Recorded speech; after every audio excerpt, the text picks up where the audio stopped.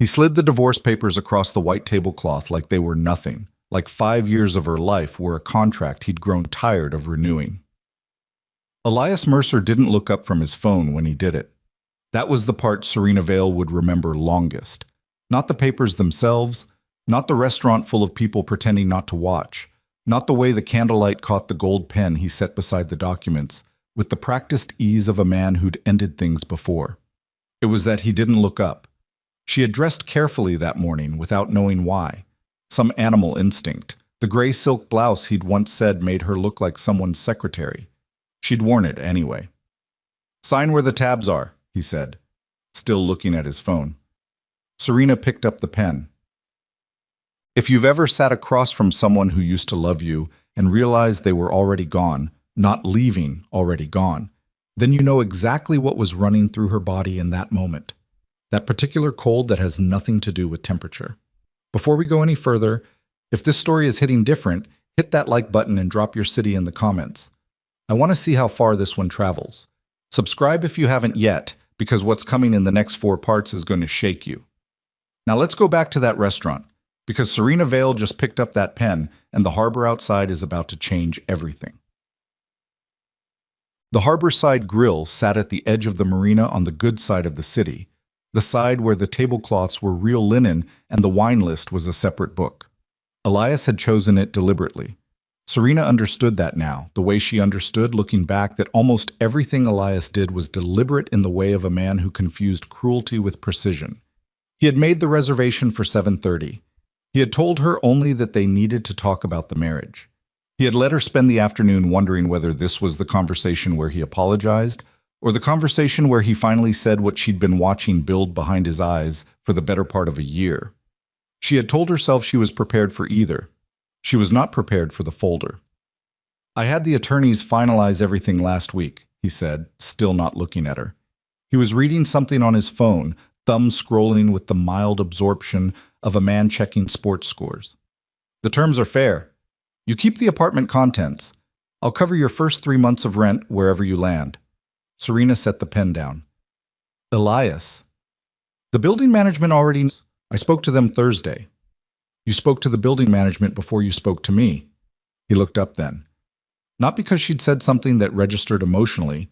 She could see that clearly now, the way you can finally see the exact shape of something once you stop hoping it's something else. He looked up because her tone had shifted in a way that required his attention, in the same way a subordinate's unexpected silence required his attention. "I'm being efficient," he said. "This drags out. It gets expensive and ugly. The terms are fair, Serena. You're not going to find an attorney who tells you otherwise." "I wasn't going to find an attorney," she said. "I thought we were going to talk." "We are talking. You handed me legal documents, because this is a legal situation." He set his phone down, face up, notifications still pulsing against the white tablecloth. "Look, I know this is hard, but you knew. I think on some level you've known for a long time that this wasn't working. We want different things. We've wanted different things for a while now." Serena looked at him. The careful haircut. The suit that cost more than some people's monthly income, worn with the unconscious ease of a man who no longer noticed what things cost because he had stopped having to. The face she had once found beautiful, which she now recognized as merely symmetrical. "What do I want?" she asked. "What?" "You said we want different things. What do I want, Elias?" He didn't answer immediately. She watched him in the pause, watched the tiny recalibration behind his eyes, the search for the response that would cost him the least. "You want stability," he said finally. "Security. A quieter life. I can't provide that right now. The firm is in a growth phase. I'm not available the way you need me to be." "I never asked you to be available." "Serena, I asked you once to come home before 9 on a Tuesday because it was our anniversary. You sent flowers the next morning and called that a resolution." She kept her voice level. She had a gift for that, for the flat, even delivery of facts that others would have screamed. "I want to know what you think I want, genuinely, because you've been married to me for 5 years and I'm curious what answer you have." Something crossed his face. Irritation, mostly, with something underneath it that might have been embarrassment if Elias had been a different kind of man. This isn't productive, he said. No, Serena agreed. It isn't. She picked up the pen. She signed. She did it quietly, without ceremony, which was not what he'd expected. She could see that, too, in the fractional shift of his posture, the way his shoulders released a tension she hadn't realized he was carrying. He had expected, she understood, some form of performance. Tears, or anger, or pleading. He had prepared for it the way he prepared for depositions, with a ready counter for each possible move. And she had given him nothing to counter, which was a kind of win so small it barely registered. She capped the pen. She set it beside the folder. She looked at him for a long moment without speaking. Okay, she said. Elias blinked. Okay. I hope you get what you're looking for. She meant it. That was the complicated thing, the thing she would sit with for a long time afterward. She actually meant it. Not because she bore him no anger, she did, a deep and settled anger that had nothing to do with the divorce and everything to do with the years that had built to it. But she had made a decision a long time ago, in a different life, in a different city, in a room full of men who measured everything and what it cost someone else, to never let anger make her stupid. She reached for her water glass, and then the harbor exploded. Not with fire, with sound. A percussive, rhythmic thunder that began at the edges of hearing and built fast, too fast, into something that rattled the windows and stilled every conversation in the room simultaneously. Serena knew the sound. She had grown up with the sound. 3 helicopters, she assessed, moving in formation, the acoustics carrying down off the water in a way that told her they were low and they were not passing through. Heads turned. A woman at the bar stood up to see out the window. The maitre d' moved toward the glass with the expression of a man calculating liability. Elias was looking at his phone again. Probably a Coast Guard exercise, he said. Through the window, Serena watched the lights on the water. Familiar lights. A configuration she hadn't seen in 5 years, and had believed, genuinely believed, she would never see again. Elias, she said. I need you to understand something. She kept her eyes on the water. Whatever you think this is, whatever the last 5 years were to you, I was never who you thought I was. And I want to tell you that now because I won't have another opportunity to say it to your face. He looked up. What are you talking about? Outside, the sound had changed. The helicopters had landed somewhere north by the pitch, and what replaced them was the low, seismic thrum of large marine engines cutting back to idle. Through the restaurant window, they could see it now, a vessel moving into the marina. Not a yacht. Calling it a yacht was the way you might call a cathedral a building, technically accurate and entirely wrong. It was black. It was long. It moved through the lit water with the deliberate grace of something that had never needed to hurry because nothing in the water could threaten it. Armed escort craft flanked it on both sides. Serena counted them without appearing to count them. My God, someone at the next table said. The restaurant had stopped pretending to function. Every person in the room was at the windows or craning toward them, drawn by the atavistic pull of encountering something so outside normal scale that the brain demands visual confirmation. The vessel dwarfed the marina. It made the other boats, the expensive boats, the boats that their owners had explained to other people at parties with careful casualness, look like toys left in a bathtub. Elias stood up. He moved toward the window with everyone else, because Elias was constitutionally incapable of not being near the center of anything that commanded a room's attention. Serena stayed seated. She was watching the dock. A gangway extended from the vessel's main deck to the marina with mechanical precision. A man descended it, not hurrying, not performing, simply moving with the efficiency of someone whose time was structured around the time of someone else. He was dressed in a dark suit, no tie, and he was not alone. Men fanned out or around him in a pattern that looked casual and was not. The man reached the dock. He was perhaps 45, with gray at his temples, and the kind of posture that comes from decades of knowing exactly where you stand in any room you enter. He walked along the dock past idling charter boats and stunned marina staff, and he did not look left or right. He walked directly to the restaurant entrance. Serena heard the door open behind her. She heard the room's ambient noise change, the subtle contraction of sound that happens when a group of people simultaneously decide to become very still. She did not turn around.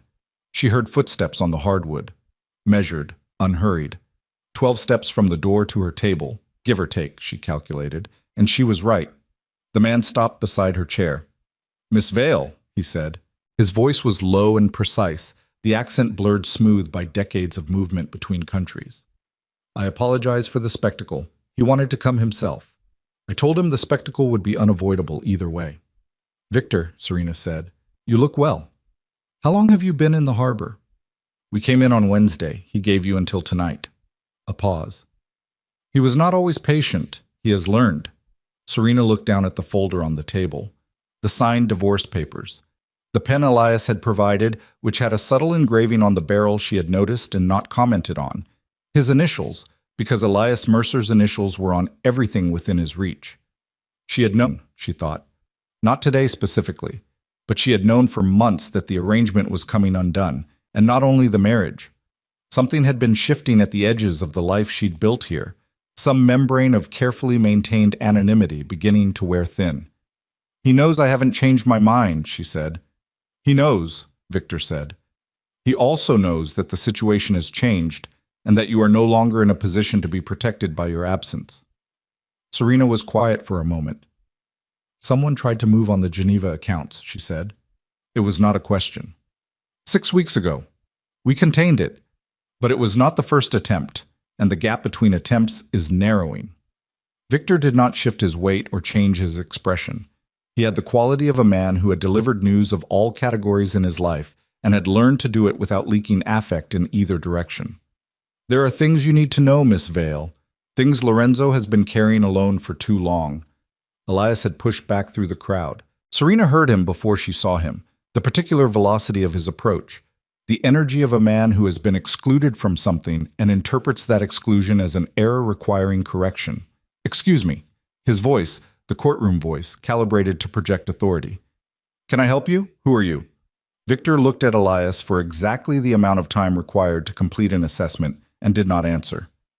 "This is my wife," Elias said. "Ex-wife," Serena said, quietly. "As of about 11 minutes ago." Victor turned back to Serena. "The boss is waiting," he said. The word, the specific word, the old word, the word that had followed her out of that world and across an ocean and into a life she had built with considerable effort, landed in her chest with a weight she hadn't been prepared for. Not because it frightened her, because it was familiar. Because underneath the fear she'd carried for years about what that word cost, some part of her had never stopped knowing exactly what it meant. She stood up.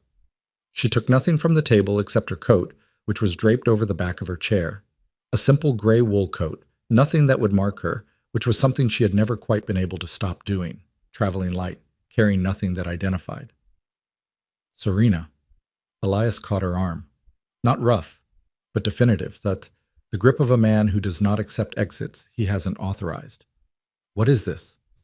Who is this man? What is going on?" She looked at his hand on her arm. She looked at him. "You wanted to end this marriage," she said. "You ended it. The papers are on the table." A beat. "Let go of my arm, Elias."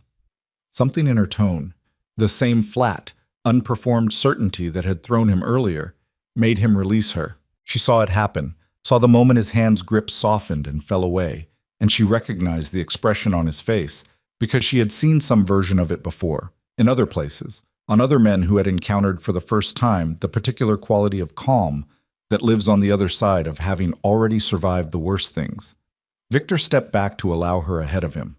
Two of the men who'd entered with him positioned themselves at her flanks with a naturalism that spoke to long practice. The restaurant watched. Serena walked to the door. Through the glass, across the dock, the black superyacht sat in its own light, waiting. She could see figures on the upper deck. She could see the glow of the communications array at the helm, equipment that did not belong on a recreational vessel, equipment that told you something about the nature of the organization behind it. She pushed open the door. The night air off the harbor was cold and salt-sharp, and it hit her face in a way that felt like the beginning of something she had spent 5 years telling herself she did not want. Behind her, she heard Elias's voice, aimed at the maitre d' or anyone who would engage with him, cycling through modes, demanding, then confused, then something that might have been the beginning of understanding. "Do you know who that vessel is registered to? Someone needs to. I need to make a call." She didn't hear the rest. She walked down the dock. At the gangway, Victor fell into step beside her. Around them, the escort moved with the choreography of people who had done this before, many times. In many places where the spectacle was unavoidable, and the only response was to move through it as though the spectacle were irrelevant. He's going to want to know everything, Serena said. Yes. The marriage, the years, all of it. Yes. And I'm going to have to tell him about the Geneva problem because I know more about it than he thinks I do. She paused at the base of the gangway. I've been watching the accounts from here. Through intermediaries. I never fully walked away. Victor looked at her. For the first time that evening, something crossed his face that wasn't professional composure. Something that might have been relief, or recognition, or both. He knows that too, Victor said. He was waiting for you to say it. Serena stepped onto the gangway. Above her at the top, someone was waiting. Not Victor's men, not security, not staff. She knew by the silhouette, the height, the particular way he held himself with the weight forward, the posture of a man who has spent his whole life leaning toward whatever comes next. Lorenzo De Luca, her god-brother, the man who had spent 5 years honoring her decision to disappear, and who had come now because honoring that decision had become something he could no longer afford to do. She climbed toward him. The harbor behind her was bright with phone lights, people filming something they didn't have context for, something they would post and discuss and get mostly wrong. Somewhere in that crowd was Elias Mercer, standing in the restaurant doorway or on the dock, watching his ex-wife board a vessel that made everything he'd built look provisional. The divorce papers were still on the white tablecloth inside the restaurant. His pen was still beside them. She didn't need it anymore. At the top of the gangway, Lorenzo reached out and gripped her hand in both of his. Not a handshake, the grip of someone who has been afraid for a long time and is trying not to let that show in a place where showing it would cost something. You took your time, he said. His voice was rough, the way voices get when they've been controlled too long. I had things to finish, Serena said. Are they finished? She looked at him for a moment. Behind him, the deck stretched back into the vessel's interior, lit and operational, full of people who had been waiting for her return, some of them for years. Someone killed my grandfather, she said. Lorenzo's jaw tightened. Yes. And you know who? I have a name, he said. I've had it for 8 months. I needed you here before I moved on it. I needed... He stopped. He looked away at the water, then back at her.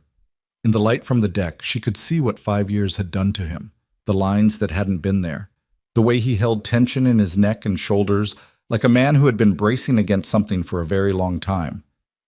I needed someone I trust to know the truth before I did something I can't take back. Serena held his gaze.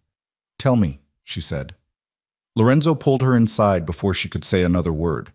Not roughly, but with the grip of a man who had learned that conversations held on open decks, under open sky, with harbor lights and phone cameras pointed from the dock below, were conversations that cost you before they were finished. He moved fast and quiet, one hand on her shoulder, steering her through the main hatch and into the vessel's interior with the practiced economy of someone whose caution was not paranoia but history. The door sealed behind them. The sound dropped. Outside noise, water, wind, the distant hum of the city, reduced to almost nothing. The hull absorbed it. Serena had forgotten this. The particular silence inside a vessel built to this specification, the way it wrapped around you and reminded you that the world you'd just left was genuinely, structurally separated from the one you'd entered. She stopped walking. She was in a corridor paneled in dark wood, lit with recessed lights set low, the kind of lighting that was functional without being aggressive. 2 men stood at intervals down the passage, positioned with the relaxed attentiveness of people who were armed and not pretending otherwise. She recognized the posture. She recognized 2 of the faces. How many on board? She asked. 43 crew, 18 security. Lorenzo released her shoulder. He moved to face her, and in the corridor's light she could finally see him fully. Not the silhouette from the gangway, not the shape of memory. 5 years had thickened him slightly across the shoulders, deepened the lines around his mouth. His hair was still dark, but there was more gray in it than she remembered, concentrated at the temples, spreading. He had the eyes he'd always had, black-brown, very still, the eyes of a man who watched more than he spoke and had decided long ago that this was the better arrangement. Cassian is already aboard. He came in 2 hours ago. Serena went still. You told him we were meeting? I told him you'd agreed to come back. Lorenzo held her gaze steadily. I needed him here. He's been managing Geneva operations since the account breach. He has information you need to hear directly. Lorenzo. She kept her voice even, flat. The voice she used when flatness was the only available container for what was underneath it. You should have told me before the gangway. If I told you before the gangway, you wouldn't have come up. The silence between them had specific weight. This was the thing about Lorenzo De Luca. He was not a man who lied. He rearranged facts, sequenced them strategically, decided what you needed to know in what order. But the things he said were almost always true. It made him, in some ways, more difficult to argue with than people who simply fabricated. Where is he? She asked. The main salon. He's been waiting. And he doesn't know about the name you have. No one knows, Lorenzo said, except you, now. She looked at him for a long moment. The corridor was cool, slightly over-air-conditioned the way these vessels always were, and she was aware of the wool coat still over her arm, which she'd been carrying since the restaurant, and which suddenly felt like something from a different life. Something from the woman who'd sat at that table and signed those papers and told herself she was free. What's his name? She asked. Lorenzo did not answer immediately. He reached into his jacket and removed a small photograph, printed, not digital, which told her something about how seriously he was treating the chain of custody on this information. He held it out. She took it. The photograph was of a man she knew well, a man she'd known since she was 7 years old, the year her grandfather had brought her to meet the people who formed the empire's inner circle. A man who had taught her to read financial documents, who had argued across dinner tables with her grandfather about strategy and discipline and the difference between strength and cruelty, who had sat with her in a hospital waiting room 12 years ago when her mother was in surgery and had not left until the surgeon came out. She handed the photograph back. No, she said. Serena, not Cassian. Her voice did not shake. She was proud of that, in the way you are proud of things you have to work for. Lorenzo, that is not possible. I have known that man my entire life. He loved my grandfather. I know what I found, Lorenzo said. Then show me. That's why you're here. They looked at each other in the corridor, the two of them, the way they had looked at each other across distances and difficulties for 30-plus years, since before either of them fully understood what family meant or what the family they'd been born into would eventually require of them. Serena was 41, Lorenzo was 44. They had grown up in the same rooms, eaten at the same tables, buried the same people. There was between them the particular intimacy of shared grief that had never been fully processed because neither of them had been allowed the time. If you're right, Serena said, about Cassian, I know. Then he's been on this boat for 2 hours. With you. Yes. Knowing that you brought me back. Yes. And he doesn't know that you know. Lorenzo said nothing, which was his answer. Serena closed her eyes for exactly 2 seconds. When she opened them, something in her face had rearranged itself. The way faces rearrange when a person accepts a situation they cannot change and begins allocating their energy toward what they can. Then we need to be very careful in that room, she said. I know that. Because if he suspects, I know, Serena. Don't look at him the way you're looking at me right now, she said. You have grief all over your face. You need to put it somewhere else. Lorenzo's jaw tightened. He looked away, down the corridor, and she watched him do the things she'd watched him do their whole lives. The deliberate internal reorganization, the shuttering of whatever he was actually feeling into a part of himself he could seal off during business. He was good at it. He had always been good at it. She had never decided whether to admire that or grieve it. Ready? He said. No, she said. Let's go. The main salon was large enough to feel like a room in a building rather than a space on a vessel, which was its purpose. Long windows on either side, currently shuttered. A table of pale wood running the center length, surrounded by chairs that someone had arranged with intention. Not the casual scatter of a social space, but the specific geometry of a meeting. Documents on the table. Tablets. A physical map, paper, weighted flat at the corners. Cassian Moretti stood when she entered. He was 68 years old, lean in the way of men who had been lean all their lives, with white hair cut close, and a face that had always looked to Serena like the face of a man who spent a lot of time thinking and not enough time sleeping. He wore a dark suit, no tie, a white shirt with the collar open, his standard working dress, she recognized, the same in every country, every context. He had the same quality he'd always had, the quality that had made him indispensable to her grandfather, the ability to project absolute calm in any situation, a calm so complete it was almost visible, like a physical material he wrapped around himself. "Serena," he said, and the warmth in his voice was so natural, so familiar, so exactly the voice she had heard her entire life, that she felt something shift dangerously behind her sternum. She made herself cross the room. She took the hand he extended. She let him hold it between both of his. "You look like your mother," he said. "She had the same thing you have. The way she walked into a room like she already knew what was in it." "I've been told that before," Serena said. She sat down. Lorenzo sat across from her, which put Cassian at the head of the table between them, in the way a triangle always has a point facing toward you. "I want to go through the Geneva material," she said, "from the beginning." Cassian settled into his chair. He pulled a tablet toward him, unlocked it. 6 weeks ago, 3 of the secondary holding accounts were probed, not accessed, probed, testing the authentication architecture. It was subtle enough that the automated systems almost didn't flag it, but one of our people in Zurich caught a timing anomaly in the access logs. He turned the tablet to show her. The probe originated from a server cluster in Bratislava. We traced the cluster to a shell company registered in Cyprus. The beneficial ownership leads through 3 layers to a firm in Dubai that we know has historically worked for the Varro Syndicate, Serena said. Cassian stopped. He looked at her. "You know the Varro connection?" he said. "I've been watching the accounts," she said. "From here, through proxies." The expression on Cassian's face moved through something. Surprise, she thought, and then something underneath the surprise that she might have called calculation, except that she was watching for it and still almost missed it, because Cassian Moretti had 68 years of practice making calculation look like engagement. "You should have told me," he said. "I'm telling you now. If you'd flagged this 6 weeks ago—" "I flagged it to myself," she said. "I wasn't ready to come back. I'm back now, so let's move forward." Cassian held her gaze for a moment. Then he nodded slowly, the slow nod of a man processing information and choosing not to push on a point he could return to later. He turned the tablet back toward himself. "The Varro connection is concerning because they shouldn't have the resources for this level of technical operation.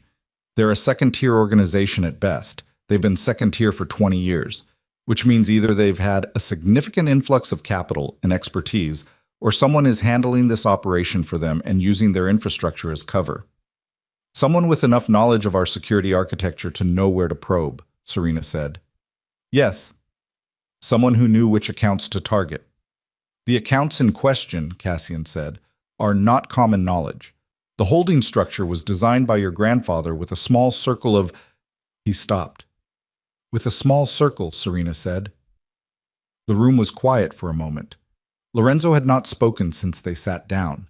He was looking at the map on the table, or appearing to look at it, which was not the same thing. "How did your grandfather die?" Serena asked. Cassian looked at her. "Cardiac arrest, you know this. I was 67 years old. He had the cardiovascular health of a man 20 years younger. He hadn't smoked since his 40s, and he had a cardiac event in his sleep with no prior indicators." She kept her voice level, factual, the same voice she used when she was deconstructing a financial document and wanted the numbers to speak without interference from tone. "Did you ever have the toxicology independently reviewed?" The silence that followed was long enough to have a specific texture. "The official examination was thorough," Cassian said. "That wasn't what I asked." "Serena." His voice was careful now. Still warm. That was the extraordinary thing. Even now the warmth was there, because it was not performed warmth. It was real warmth. And that was the most disorienting part of everything she was sitting with. "What are you suggesting?" "I'm not suggesting anything," she said. "I'm asking whether the toxicology was independently reviewed. Yes or no?" "No," he said. "It wasn't." "I want it reviewed." "The body was interred." "I know where he's interred. I want an order to exhume." She looked at Lorenzo now. Can we do that without going through official channels? We can, Lorenzo said. His voice was flat, the flatness that meant he was holding something tightly. I can have a team arranged in 48 hours. Cassian looked between them. Something shifted in his face. Not guilt. She couldn't call it guilt. She was too close to the situation to trust her own reads. But something recalibrated. A reassessment of the room he was in. You came back for this, he said to Serena, not the Geneva situation. I came back for everything, she said.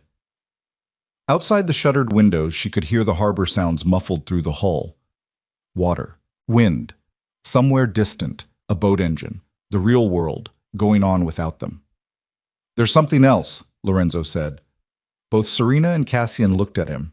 He reached into the inside breast pocket of his jacket and removed a small drive. He set it on the table. 3 weeks ago, he said, one of our people in New York reported an approach. A law firm, not ours, not a firm we work with, began a quiet process of acquiring minority positions in 4 companies we hold majority stakes in. Not hostile, not visible, the kind of accumulation that flies under regulatory radar when it's done slowly enough. He paused. The law firm is Mercer Ashford Bryce. Serena went very still. Cassian looked at her. Mercer, he said. As in my ex-husband's firm, Serena said. Her voice was careful and empty, the voice of someone extracting emotion from a sentence before it can damage them. Yes. Coincidence? Cassian asked. I don't deal in coincidences, Serena said. How long has the acquisition been in process? The first position was taken 11 months ago, Lorenzo said, before the Geneva probe, before you called me to say you thought the marriage was ending. She heard the implication. She let it land. 11 months ago, she had not said a word to Lorenzo about the marriage. Not yet. The erosion had been ongoing, but she had not yet named it, not even to herself with any specificity. Someone knew the marriage was ending before I did, she said. Or someone was accelerating it, Lorenzo said, feeding Elias information, giving him confidence, making the conditions right. For what purpose? Cassian said. To flush her out, Serena said. The words settled into the room. She looked at the drive on the table, the map, the tablets with their neat columns of account data. She looked at Cassian, who was watching her with an expression that was attentive and concerned, and had been watching her this way for 30 years. And she made herself think about what Lorenzo had told her in the corridor, what the photograph had shown, and she made herself hold both of those things at the same time. The man she had known and trusted, and the possibility that she had not known him at all. The Vero Syndicate wouldn't have the intelligence resources to run a parallel operation in New York and Geneva simultaneously, she said. They wouldn't know our holding structure. They wouldn't know my marriage was failing. They wouldn't know how to time all of this. No, Lorenzo said, they wouldn't. But someone who had been inside this organization for decades, she said, who had access to the full picture, who knew every account, every holding, every piece of intelligence our people had gathered over 30 years. She paused. That person could orchestrate it and use the Vero infrastructure as a cutout. Cassian picked up his water glass and drank from it. His hand, Serena noticed, was entirely steady. She hated herself slightly for noticing that and for the direction her noticing was going. Then we need to identify who that person is, Cassian said, and move quickly. If they intended your return as a trigger, they'll move now that I'm here, Serena said. Yes. Do you have a suspicion? Cassian asked. His voice was careful, interested, professionally engaged with the problem in the manner of a man who had spent his entire life being professionally engaged with problems. Someone inside the organization with this level of access and this length of perspective? She looked at him. She looked at him the way you look at something you've looked at your whole life and are seeing differently for the first time, which is one of the more violent experiences available to a human being, this particular form of re-seeing. Not yet, she said. But I will. Lorenzo's phone buzzed on the table. He glanced at it and his face did something she almost didn't catch. A flicker, quickly suppressed. Excuse me, he said. He stood. He moved toward the corridor door, phone in hand. That left Serena and Cassian. The room felt different with Lorenzo gone. The triangle of the seating arrangement resolved into a line, 2 people facing each other across a pale wood table, a map between them. I owe you an apology, Cassian said. She waited, When you left, he said, I was angry with you. I didn't show it, but I was angry. Your grandfather had just died, the organization was in a difficult transition, and you chose to disappear. He turned the water glass in his hands. I thought it was weakness. I've thought that for 5 years. I'm revising that assessment. Why? She asked. Because the woman who walked into this room, he said, is not a woman who ran away. She's a woman who went somewhere she could see clearly. He paused. Whatever you've been doing from a distance, it's kept you thinking, and you came back with a perspective none of us have, because none of us left. It was so precisely what she would have wanted to hear, so exactly calibrated to the particular shape of her uncertainty, the guilt she carried about leaving, the narrative she'd needed and never gotten. She registered this. She registered it the way you register the sound of a mechanism in a room you've just decided might have a trap in it. Thank you, she said, and smiled, and the smile was real enough that she was not particularly proud of herself for it. Lorenzo returned. His face was composed, and she could see the effort it was costing him, which meant whatever the call had been was something he was controlling. We have a problem, he said. What kind? He looked at Cassian. He looked at Serena. He made a decision she could see him making. There are 2 men outside the marina, he said. They've been there for the last hour. Our street team flagged them 20 minutes ago. They're not press, and they're not police. He set his phone face up on the table. The surveillance image was grainy but sufficient. 2 men in a parked vehicle on the street above the marina, positioned with a sightline to the gangway. They work for a private contractor. The contractor has been associated in the past with operations targeting. He stopped. Targeting who? Who? Cassian said.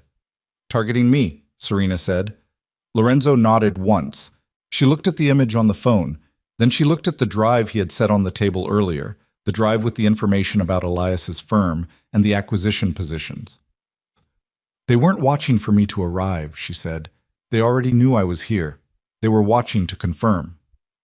Yes, Lorenzo said, which means the people who sent them were notified when you signed the divorce papers, Lorenzo said, or before.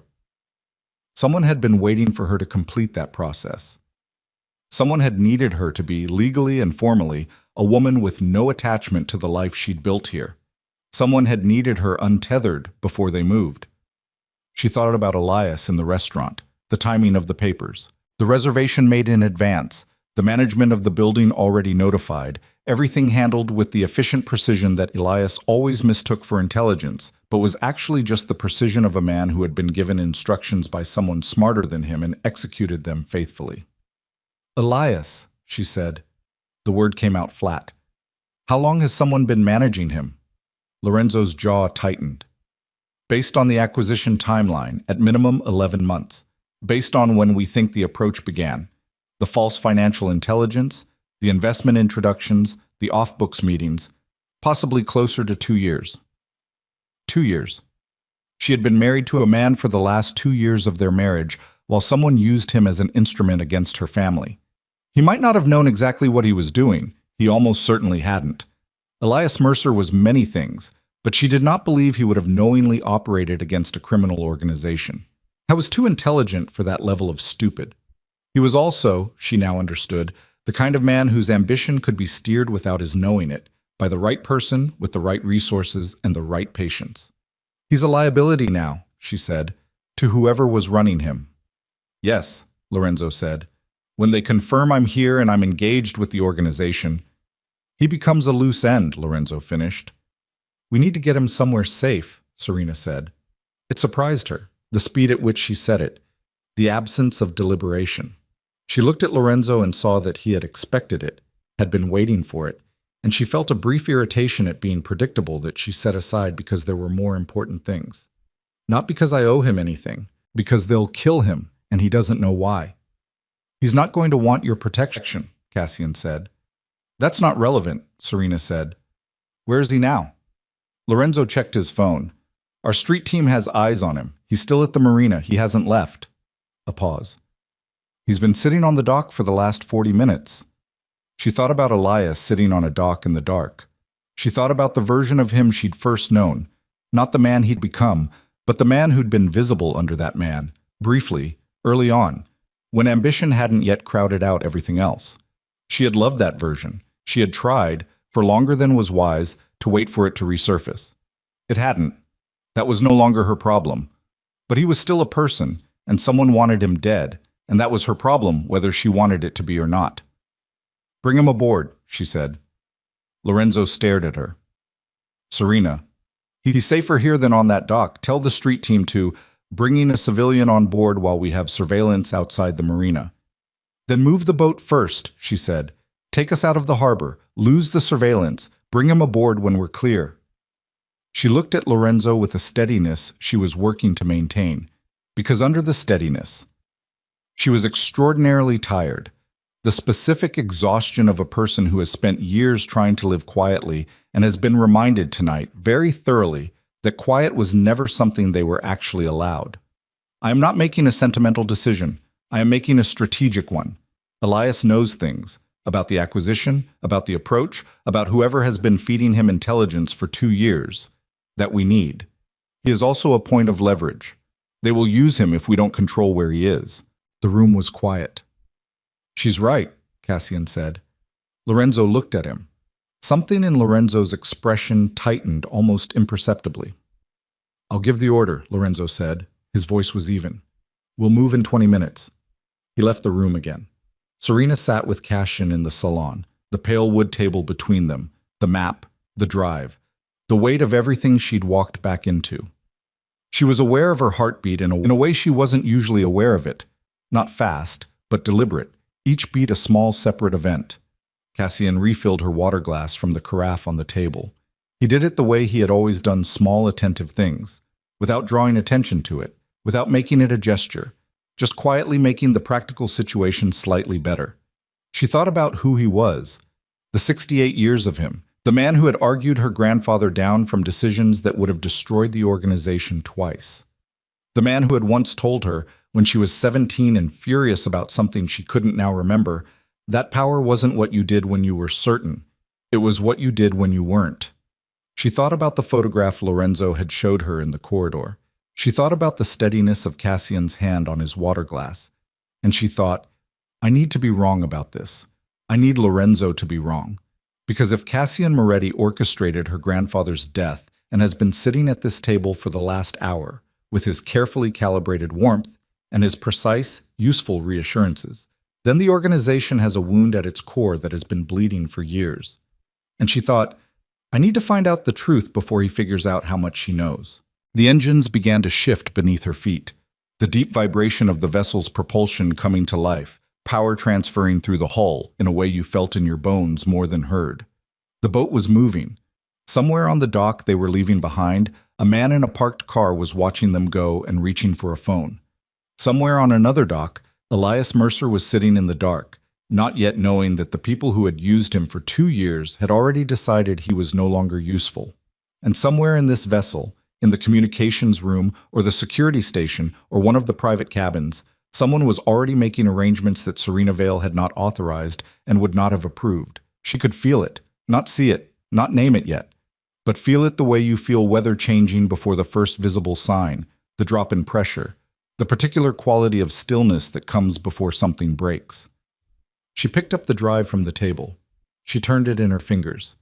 Tell me everything you know about the Vero Syndicate's current leadership, she said to Cassian. Who runs them now? Who replaced Dominic Vero after he died? Cassian folded his hands on the table. A man named Petrov, he said. Ukrainian. Came up through contract security work, European operations. He paused. He's not particularly sophisticated. As I said, Vero is second tier. The interesting question is who's directing him. Yes, Serena said. It is. She watched his face. His face gave her nothing. Beneath the vessel, the harbor floor fell away as they moved into open water, and the lights of the marina receded through the shuttered windows into something small and distant, and the night opened up around them in all directions. There was no going back to the restaurant, no going back to the signed papers on the white tablecloth, the signed-away life, the 5 years of careful invisibility. The organization had its heiress, and somewhere aboard, the person who had spent years trying to ensure that never happened was now trapped on the same vessel as her, with open water in every direction and no exit that didn't require her permission. The drive contained 47 files. Serena knew this because she'd spent the first hour at sea in the vessel's communications room, door locked, working through the directory while the lights of the coast diminished behind them and the open water settled into the long, slow roll of deep channel. She hadn't slept. She hadn't eaten the food someone had left outside the door on a tray. She had worked through the files the way she'd been trained to work through financial documents, not looking for what she expected to find, but reading what was actually there and letting that tell her what to expect. The 47th file stopped her cold. It was a communication log. Encrypted, but decrypted already. Lorenzo had the key, had cracked it weeks ago, which meant he'd had this for weeks and had chosen to give it to her tonight, on the boat, with Cassian aboard, in this specific sequence. She was going to have a conversation with him about that sequence and his reasons for it, but that was later. First, she needed to get through what she was reading. The log was 18 months of communication between a sender using a rotating series of anonymous relay addresses and a recipient identified only as P. Petrov. She was certain within 4 exchanges. By the 8th exchange, she was certain enough that her hands went very still on the keyboard and stayed that way for almost a minute while she finished reading. The sender knew the Vale family's account architecture in granular detail, knew the holding structure, the beneficial ownership layers, the authentication protocols. Not in outline, but in specifics, the kind of specifics that took years of access to accumulate. The sender knew about the Geneva accounts specifically, their purpose and their balance ranges, information that had never appeared in any document that left the organization's inner circle. The sender also knew about Elias Mercer. Not as a husband to be weaponized, the sender had known about Elias before Serena married him. There was a reference, early in the log, 18 months before the divorce, to a profile. An assessment. A man whose ambition exceeded his intelligence in exactly the right ratio, whose financial pressure points were documented, whose professional vanity could be leveraged through the right introductions to the right people. Someone had found Elias before she'd met him. She sat with that for a long moment. The nausea of it was specific and cold, not the hot nausea of shock, but the cold variety that comes from understanding something that has been true for a long time without your knowledge. The marriage. The 5 years. The careful erosion of her certainty, her quietness. The particular way Elias had always made her feel slightly insufficient without being able to name exactly how. All of it, she now understood, had been constructed. Not by him. He had simply been the instrument. But the design had preceded her. Someone had built a 5-year trap, and she had lived inside it. She ejected the drive. She put it in her interior jacket pocket. She unlocked the communications room door and walked back through the corridor toward the main salon. And she did not permit herself the luxury of falling apart in the corridor, because there was no version of this situation in which falling apart in the corridor helped anything. Lorenzo was in the salon alone. Cassian had been moved, given a cabin, ostensibly for rest, the door monitored by 2 men who were there ostensibly for his security. The fiction was holding, barely. She set the drive on the table in front of Lorenzo. "How long have you known about the approach to Elias?" she said. Lorenzo looked at her face. He read whatever was on it. But 6 weeks, he said. "That's when you found the log." "Yes." "You knew for 6 weeks that someone built the marriage." He didn't answer immediately, and she understood that he was choosing his words with the care of a man walking on ice, and she also understood that his care right now was not something she had the patience for. "Yes," he said, "and you didn't tell me." "I needed you here first. If I told you remotely, I would have come faster," she said. "Lorenzo, I would have come the same day." He looked at her steadily. "Maybe," he said, "but I couldn't risk the approach being intercepted. If whoever is running this operation learned that we'd found the log and were moving to bring you in, they would have accelerated the timeline before we were ready. And now we're ready?" "No," he said, "but we're further along than we were." She sat down. She was aware of her own breathing, not ragged, but deliberate, the kind of breathing that requires attention. The sender in the log. "You have a working theory." "I have more than a theory." "Then say it." He reached into the file folder on the table and produced a single printed page, not the photograph from the corridor, something different, a financial document with a summary header she recognized as the format used by one of their Zurich auditors. He pushed it across to her. She read it. The document traced a series of outgoing transfers from a dormant operational account, one of the accounts used historically for field operations in Western Europe. An account that Serena had known about, but that had not appeared in any communication with the outside world in over a decade. The transfers were small enough individually to avoid automatic flags. Over 14 months, they totaled $11 million, moved through 4 jurisdictions, and deposited ultimately into a holding vehicle in Luxembourg. The Luxembourg vehicle's beneficial owner was listed as a trust. The trust's registered agent was a law firm. The law firm was in Milan. Serena knew the firm. She had been taken there at 14 years old by her grandfather to witness a contract signing. She remembered the building's lobby, black marble, a fountain in the center that seemed too large for the space, a receptionist who looked at a 14-year-old girl with the polite blankness of someone trained to treat every visitor with equal discretion. She remembered the lawyer her grandfather had met with that day. Old man even then, 70s, with an extraordinary quality of stillness. The firm had a senior partner now who was the old man's son. She had met him at her grandfather's funeral. He had stood next to Cassian Moretti at the graveside. She looked up from the document. Lorenzo was watching her. "When did you pull this?" she asked. 3 weeks ago. The Zurich auditor found the anomaly in a routine review. They flagged it to me directly, not through the standard reporting chain. He paused. I asked them to keep it within a 2-person circle. The auditor and her direct superior, no one else. Not Cassian. Not Cassian. She looked at the document again. $11 million was not the number that mattered. The organization moved amounts that made $11 million look administrative. What mattered was the account it came from, the dormant operational account, because the people with access to that account were not a long list. That list had never been long. Her grandfather had been particular about it, had reduced it deliberately over the years as he came to trust fewer and fewer people with the operational layer of the business. Who had access, she said. The current list. 4 people, Lorenzo said. Myself. You. Theoretically, your access was never formally revoked when you left, which was an oversight we should discuss. The account administrator in Zurich, who is the auditor's superior, and who has been with us for 19 years with a completely clean record. He stopped. And the 4th, Serena said. Cassian, Lorenzo said. She put the document face down on the table. She pressed her palms flat on the surface. Outside, the sea was dark, and the vessel moved through it with its steady diesel patience. And inside the salon, the air conditioning made its low white noise.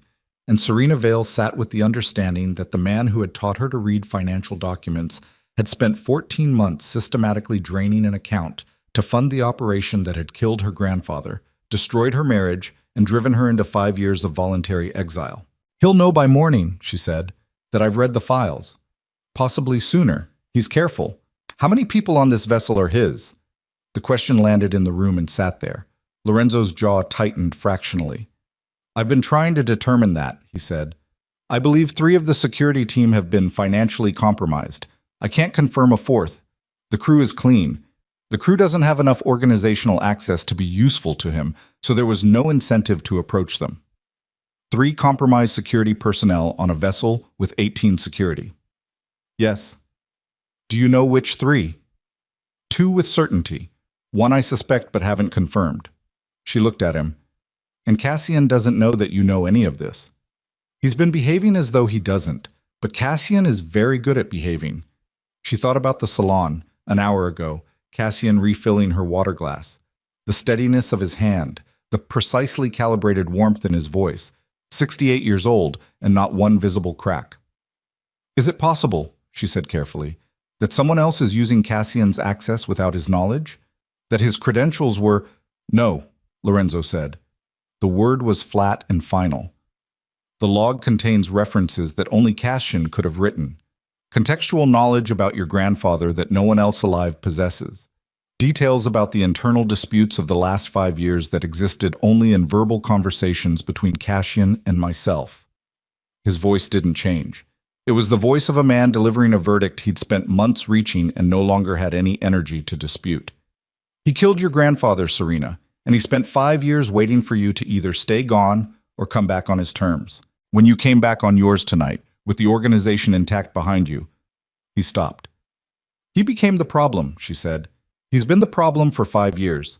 Tonight is when it becomes something we have to resolve. She stood up. She walked to the window, still shuddered, the metal louvers closed against the darkness. And then she turned back because looking at a closed window wasn't useful. "Elias," she said. "Where is he?" "The street team picked him up from the dock 40 minutes ago. He's in a vehicle, headed to a secondary location we keep outside the city. He doesn't know why he's being moved. He's been—" a pause. "Resistant. I need to talk to him. Serena, he knows things he doesn't know he knows. 2 years of contact with whoever was running him. Introductions, meetings, financial arrangements, people whose faces he's seen. He's a witness who doesn't know what he witnessed." She looked at Lorenzo with the directness that had always been her most effective instrument, the refusal to look elsewhere when the answer was in front of her. "I need 2 hours with him. He's not going to cooperate with you specifically. That's my problem. He's also currently under the impression that you arranged to have him followed from a restaurant by a criminal organization, which from his perspective tonight is not an inaccurate characterization of events." "Then I'll explain the accurate characterization," she said. "Where is Cassian now?" "Cabin 7, 2 men outside the door." "Both of them yours?" A beat. "Yes." "Keep him there. Don't tell him about the drive. Don't tell him about the auditor's report. I need—" She stopped. She was running calculations, the way she had been trained to run them, sequencing what needed to happen in what order before the situation consumed the available time. "I need 12 hours, maybe less. I need the communication lines to the Zurich auditor kept completely dark. No outgoing, no incoming. I need the 3 compromised security personnel separated from any access to the vessel's communication systems. I can do that without raising flags if I do it gradually. Do it gradually. And I need someone to pull everything we have on Petrov's current operation in Europe. Physical locations, assets, personnel. If Cassian has been directing the Varo Syndicate, there will be a point of contact. A handler below Cassian, someone who actually interfaced with Petrov's people. That person is our path to evidence that will hold." Lorenzo picked up the drive from the table. He turned it in his fingers. He looked at her with an expression that was tired and precise and stripped of everything except the essential. The look of a man who had been carrying something for a very long time and was finally able to set part of it down. "What do you need from me?" he said. "I need you to keep running this vessel exactly as though nothing has changed," she said. "And I need you to trust me. I've always trusted you." "You held back the log for 6 weeks," she said. He didn't flinch. "I had to be certain you'd come back in a state to use it, not in a state to react." He held her gaze. "I was protecting you." "I know," she said. "You can stop now." She left the salon. The corridor outside was dim, the ship's night lighting, amber and low.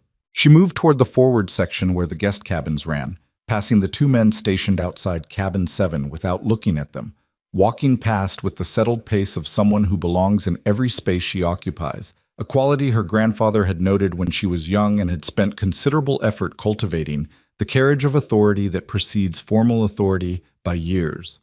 She kept walking until she reached the vessel's forward lounge, a smaller room than the main salon, used for private meetings, and equipped with a satellite communications terminal on a secured console in the corner.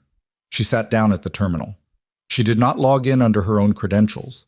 Her access to the system was theoretically still live, but she was not going to touch a system Cassian might have seeded until she understood what he'd had time to do in the 2 hours before her arrival. She pulled out her personal phone. The burner, not the regular one. A number connected to an identity that did not intersect with Serena Vale or her married name. A number she'd maintained for 5 years with the stubborn practicality of a woman who understood that you never entirely surrender your exits. She dialed. 3 rings. 4. "It's late," said a woman's voice, dry, unhurried, with an accent that had been rubbed smooth by decades in international finance. "I'm back," Serena said. Silence for a moment. Then, "How long?" "I don't know yet. I need a favor." "You always need a favor when you call at this hour." "I need a Luxembourg registration pulled. A trust vehicle. I have the registered agent." She gave the Milan firm's name. "I need beneficial ownership confirmed independently of whatever our Zurich office has on record. And I need it done through channels that have no connection to the family name." "That's not a small ask." "I know." 24 hours? 12 if you can manage it." A long pause. "I'll see what I can do. Are you safe?" Serena considered the question in its genuine form, not rhetorically, but actually. Was she safe?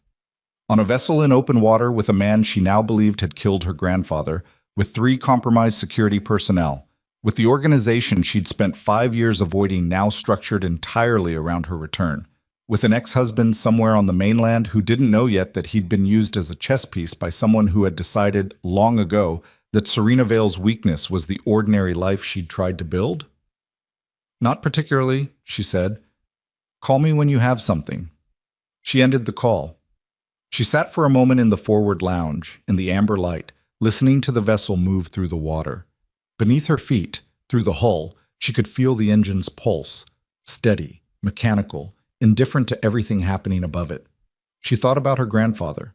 Not the abstract concept of him, not the organizational role he'd occupied, but the specific physical man.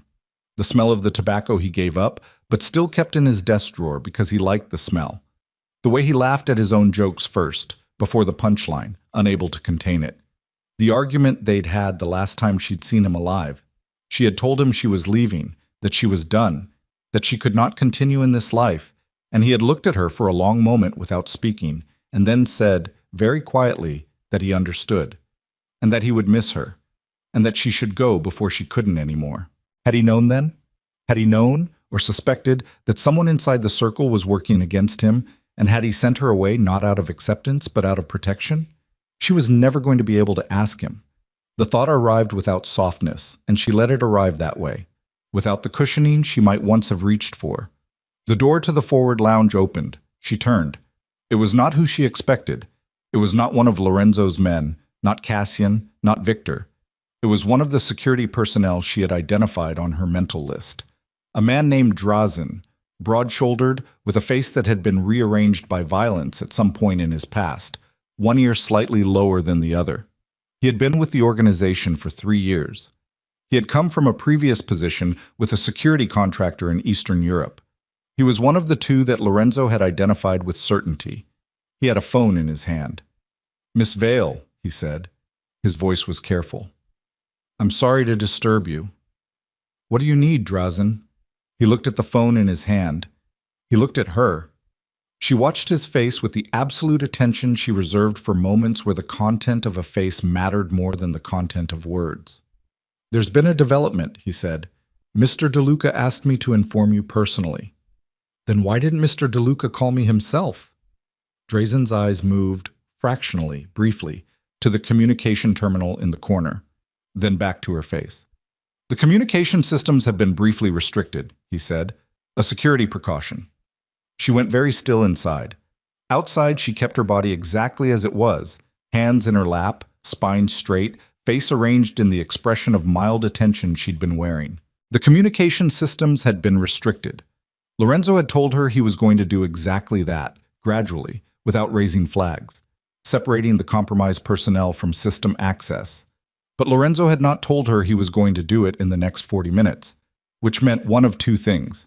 Either Lorenzo had moved faster than he'd indicated, or Drazen was here because someone had told Drazen that the communication systems were about to be restricted, and Drazen had gotten to her first, ahead of whatever message Lorenzo was actually trying to send, to offer her a story that explained the silence before she could query it.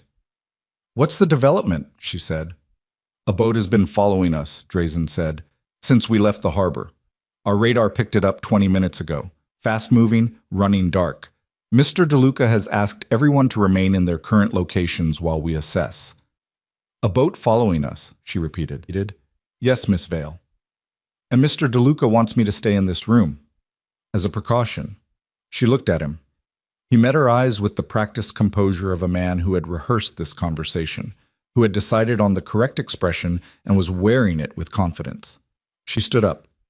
"Thank you, Drazen," she said. "I'll go find Mr. DeLuca myself." He shifted his weight, just slightly, 1 foot repositioning the body's unconscious response to a situation deviating from the plan. He did specifically ask. "I heard you," she said. "You can escort me if you'd like." He was not going to physically stop her. They both knew that.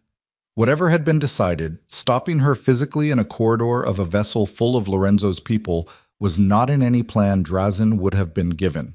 His function here was delay and misdirection, not force. She walked past him and into the corridor. She moved fast once she was past him. Not running, but the kind of walk that covers ground. Back toward the main salon, past it, toward the security station amidships, where the communications console and the vessel's monitoring systems were centralized. She could hear Drazen behind her, keeping pace. She reached the security station and pushed the door open. Lorenzo was inside. He was at the monitoring console with Victor, both of them looking at a radar screen. He turned when she entered and she read his face instantly. Not alarm exactly, but the heightened attention of a situation that was developing faster than anticipated. "Drazen told you about the boat?" he said. "Drazen told me a story," she said. "Is there a boat?" "Yes." Lorenzo pointed at the radar display. A contact on the screen positioned at the edge of the display's range, moving at speed on a parallel course. It's been maintaining distance for the last 18 minutes. It's not Coast Guard. Wrong speed profile, wrong pattern. It's a fast interceptor. Private. Who sent it? We're working on that. She looked at the display. At the contact on the screen. At the distance between the contact and the blinking center point of the display that represented the vessel they were standing in. "Elias," she said. "Where is he right now?" "Still in the vehicle. They're 30 minutes out from the secondary location." "Turn them around," she said. "Bring him here." "There's a boat following us. There's a boat following us because someone signaled from this vessel that we'd left the harbor. Bringing Elias here doesn't change the threat. But if whoever sent that boat gets to him before we do." She stopped. She looked at the radar screen. At the parallel contact, maintaining its distance, its steady course. "They're not going to intercept us. They can't board a vessel with our security profile without a major operation, and they didn't have time to assemble one. They're tracking. They're confirming our position and our heading. When they have what they need, they'll break off and relay the information." "To who?" "To whoever is waiting for Elias to become accessible," she said. "The vehicle he's in.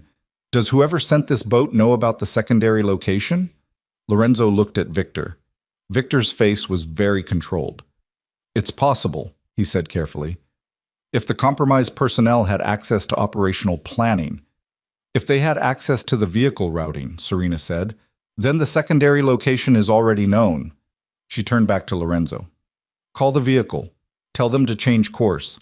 Don't give them a new destination yet. Just get them off the pre-planned route." She pulled out the burner phone. "I need to reach Elias directly. Give me the vehicle's number." Lorenzo gave it to her. She dialed. 4 rings. 5. A man's voice. Not Elias, the driver, short and cautious. "Yes." "Change your route," she said. "Right now. Take the next available turn and call me back from a different line in 10 minutes. A pause. "Who is this?" "Tell Elias it's his ex-wife," she said. "He'll cooperate." She hung up. She looked at the radar screen again. The contact was still there, steady on its parallel course, keeping distance, keeping pace. Patient. Well-funded, to afford a fast boat and the personnel and the patience to run a maritime surveillance operation on a vessel this size. "The boat appeared 18 minutes after we left the harbor," she said. "Drazen was in the corridor outside the forward lounge approximately 25 minutes after we left the harbor." Lorenzo looked at her. "He was reporting my location to someone," she said, confirming I was isolated from the main group before the communication restriction. They wanted a window. She thought about what would have happened if she'd stayed in the forward lounge. If she'd let Drazen keep her there with his story about security precautions and boats in the dark, while someone, Cashin, or someone acting on Cashin's orders, did something aboard this vessel in that window. "I need you to check on cabin 7, she said. "Right now." Lorenzo moved. He was out of the security station fast, Victor behind him, and Serena was right behind both of them, back through the corridor at a controlled run, back toward the guest cabins, toward the amber light and the 2 men who should have been outside cabin 7's door. The corridor was empty. Lorenzo stopped. Serena looked at the door to cabin 7. It was standing slightly open, not thrown open, not visibly damaged, just ajar by 2 or 3 inches, the kind of gap that means something was interrupted rather than completed. Lorenzo pushed it open. The cabin was empty. The bed undisturbed. The small desk empty. The narrow window, this far down in the vessel, a porthole rather than a window, was dogged shut, locked from the inside. On the floor near the porthole, a single shoe. Not Cassian's shoe. One of the security team's shoes, a heavy black boot, the standard issue worn by all of Lorenzo's men. She looked at it. She thought about Cassian's hands, steady on his water glass. 68 years old, lean, with the knowledge of 68 years of organizational violence and none of the sentimentality that made people slow. She thought about 3 compromised security personnel, 2 confirmed, 1 suspected. She thought about the empty corridor where 2 men should have been standing. He knew, she said. Her voice was quiet, not shaking. Be territory on the other side of it, where emotion burns clean and leaves only clarity. He knew you knew. He's been 1 step ahead of us since the salon. Lorenzo stood in the doorway of the empty cabin, and his face was doing something she had never seen it do in 44 years of knowing him. It was doing nothing, which was the face of a man experiencing a failure so complete that his features could not locate the appropriate expression for it. He's on this vessel, she said. He can't go anywhere. We find him, and we... Her burner phone rang. She answered it. It's me. Elias. His voice was tight, clipped, stripped of everything except whatever was running through him at this particular moment. The driver changed course, like you said. I don't know where we are. Some industrial area. The driver won't tell me. You want to tell me what the hell is happening? Listen to me very carefully, she said. There is a man who has been feeding you information for approximately 2 years. Introductions, investment opportunities, intelligence about your firm's competition. I need you to tell me his name. Silence. Elias. His name. I don't know what You know exactly what I'm talking about, she said. You didn't build what you built in the last 2 years without help, and you know where the help came from. I'm not asking whether you knew what you were involved in. I'm telling you that the man who helped you has decided you are a liability and has most likely already given instructions to have you killed. She kept her voice level, flat, the same voice she'd used at the restaurant when she'd told him to let go of her arm. His name. The silence on the other end of the line was the silence of a man whose self-image was colliding very hard with a reality he'd been building walls against. Moretti, Elias said. The word came out rough, like something dragged. His name is Cassian Moretti. He said he was a business consultant with European connections. He said, a pause. He said he'd known your family. He did know my family, Serena said. Serena, he also killed my grandfather. And tonight he has disappeared from a locked cabin on this vessel. And I need you to understand that the people who have been driving you are not taking you somewhere safe. They are taking you somewhere convenient. She looked at Lorenzo. Put the driver on. A shuffling, then the driver's voice. Yes. Your name, she said. A pause. Renko. Renko. Who gave you your assignment tonight? A longer pause. The kind of pause that contains a calculation. Mr. Victor, the man said. Victor, who was standing 6 feet away from her in the corridor outside an empty cabin. She looked at Victor. Victor's face was arranged in the expression of a man listening carefully to a developing situation. His hands were at his sides. His body language was composed and professional. He met her gaze with the direct attentiveness of a man who had been Lorenzo's most trusted operative for 11 years, and who had, possibly, been something else entirely for a portion of those 11 years. Victor was the 3rd compromised security personnel. She looked at the phone in her hand. She looked at Victor. She said into the phone very clearly, Renko, do not stop this vehicle for any reason. Drive until I call you again. If anyone in that vehicle tells you to stop, you don't stop. She ended the call. She looked at Lorenzo. Lorenzo was looking at Victor. The corridor was narrow, and the 3 of them were in it, and the vessel was moving through dark water. And somewhere aboard, a 68-year-old man who had killed her grandfather and dismantled her marriage and spent 5 years waiting to force her to her knees was moving through the same ship, free, with 3 fewer obstacles between him and whatever he had decided to do next. Victor moved first, not toward a weapon. He was too experienced to make that kind of obvious committed error. He moved toward the corridor junction, the turn that led toward the vessel's secondary access points, the service passages that ran parallel to the main corridors. Lorenzo caught him by the collar with one hand. Victor's elbow came back hard, catching Lorenzo across the jaw, and Lorenzo staggered but kept his grip, and the two men went into the corridor wall with a sound that shook the paneling, and Serena stepped back and pulled the door to cabin 7 fully open to give them space, and then she was running, not toward them, but past them, toward the service passage Victor had been moving for, because Victor was not the objective. Cassian was the objective. And Cassian had known about the service passages, had known about the vessel's layout, because Cassian had been aboard this vessel multiple times in the last 5 years, and had spent those visits the way he spent all his time in any operational environment, learning the architecture of the space with the patience of a man who understood that architecture was survival. She hit the service passage at full stride, shouldered the door open. The passage was dark and narrow, barely wide enough for one person, running along the port side of the hull, with the rumble of the engines transmitted directly through the metal plating underfoot. Emergency lighting only, red-tinted, casting everything in the color of a darkroom. She stood still for a moment, listened. Ahead of her, in the direction of the bow, she heard the sound of a door. She ran toward it.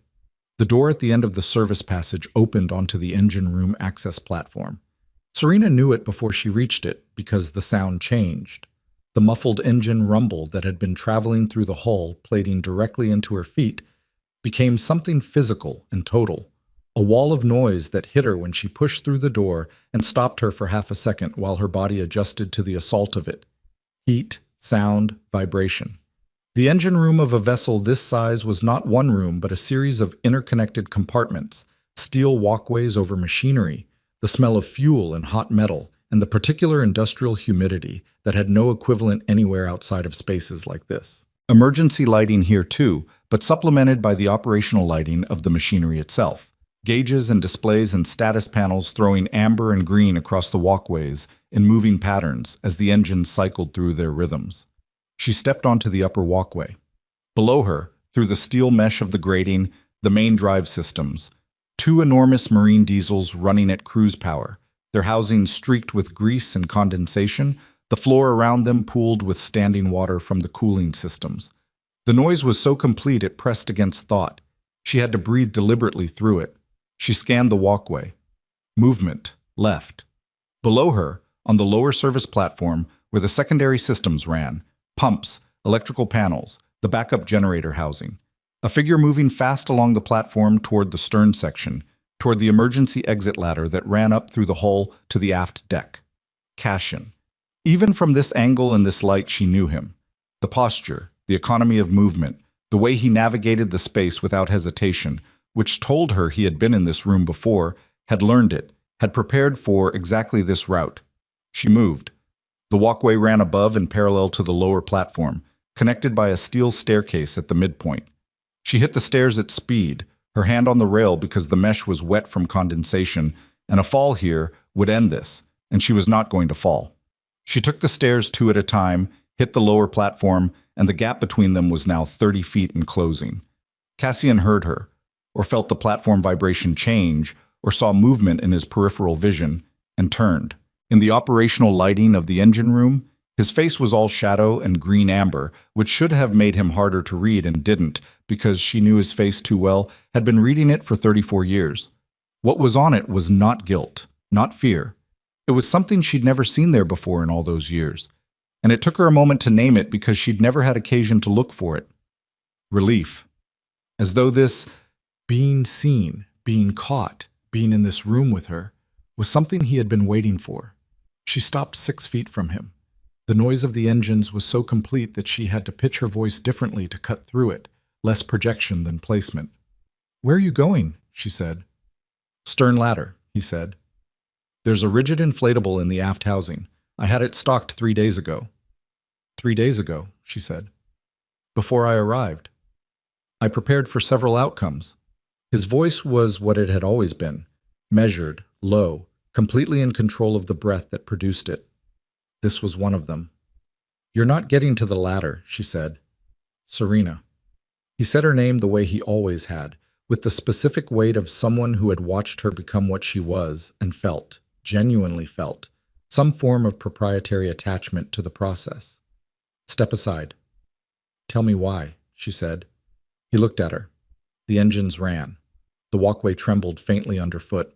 Water dripped somewhere in the machinery below with the irregular rhythm of something that was not quite broken. Your grandfather was going to destroy everything we built, he said. Everything. 40 years of work. He had decided in the last year of his life to dismantle the organization. Not transition it, not restructure it, dismantle. Liquidate the assets, scatter the people, burn the infrastructure. He called it legacy. He called it not wanting blood on your hands. Cashin's eyes didn't leave her face. He didn't consult me. He didn't consult anyone. He had made his decision, and he was going to execute it unilaterally, the way he did everything. And you killed him for it, she said. I preserved what he built, Cassian said. Those are different things. They're not, she said. He had no right. He built it.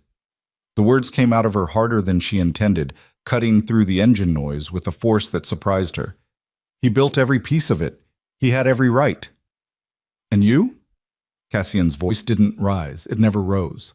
You ran away from it. You spent 5 years pretending to be ordinary while his legacy sat without an heir, and every wolf in Europe tested its fences. Do you know how many times in 5 years I held this organization together through things I should not have had to hold alone? His jaw tightened. The first crack. The first visible pressure. I did not destroy your grandfather.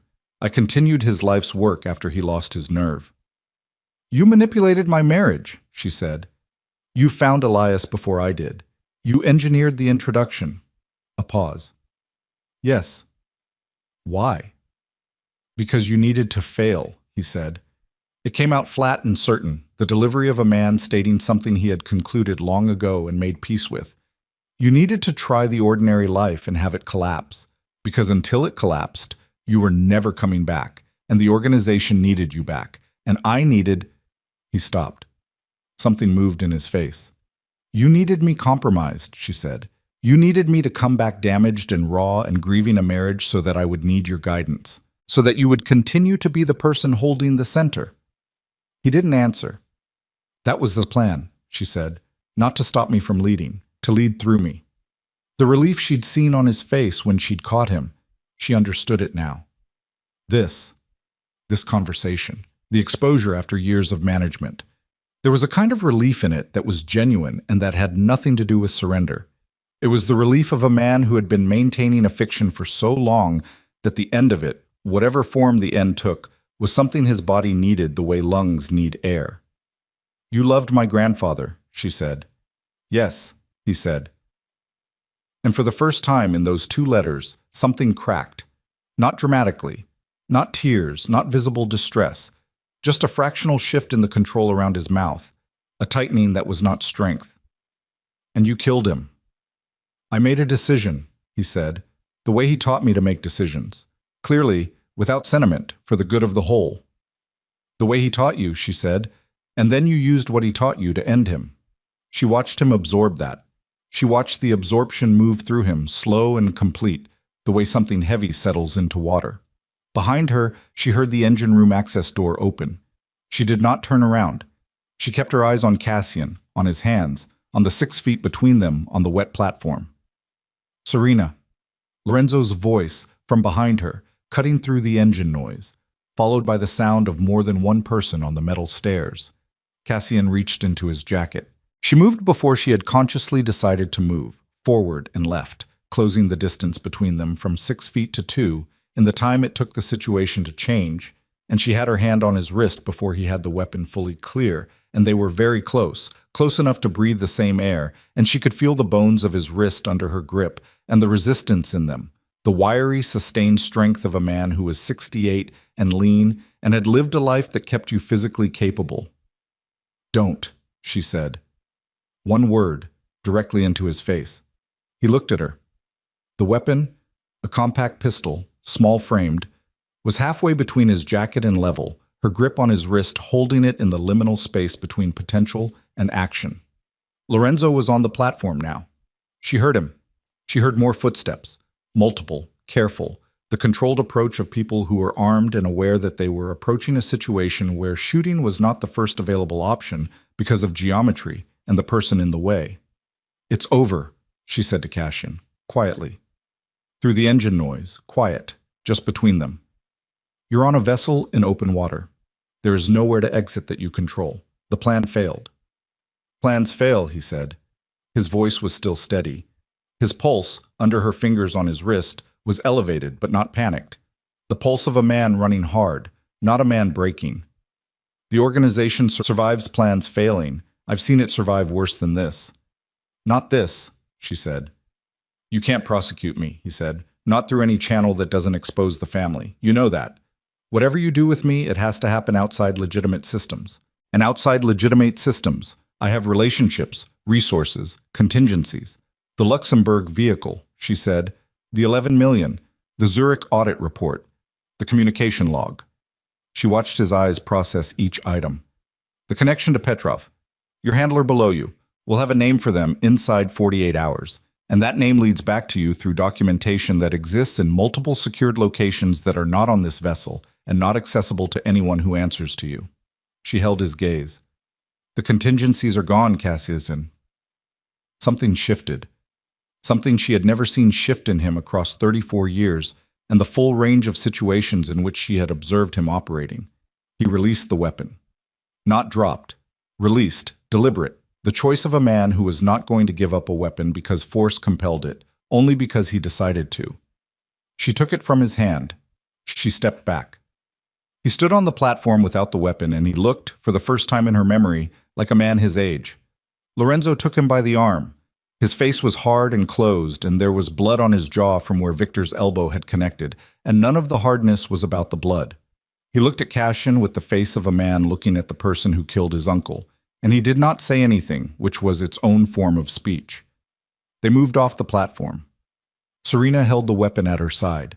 She stood in the engine room for a moment alone, the engines running underneath and around her, the heat and noise and the standing water, and the equipment displays cycling through their steady operational rhythms, indifferent to everything above them.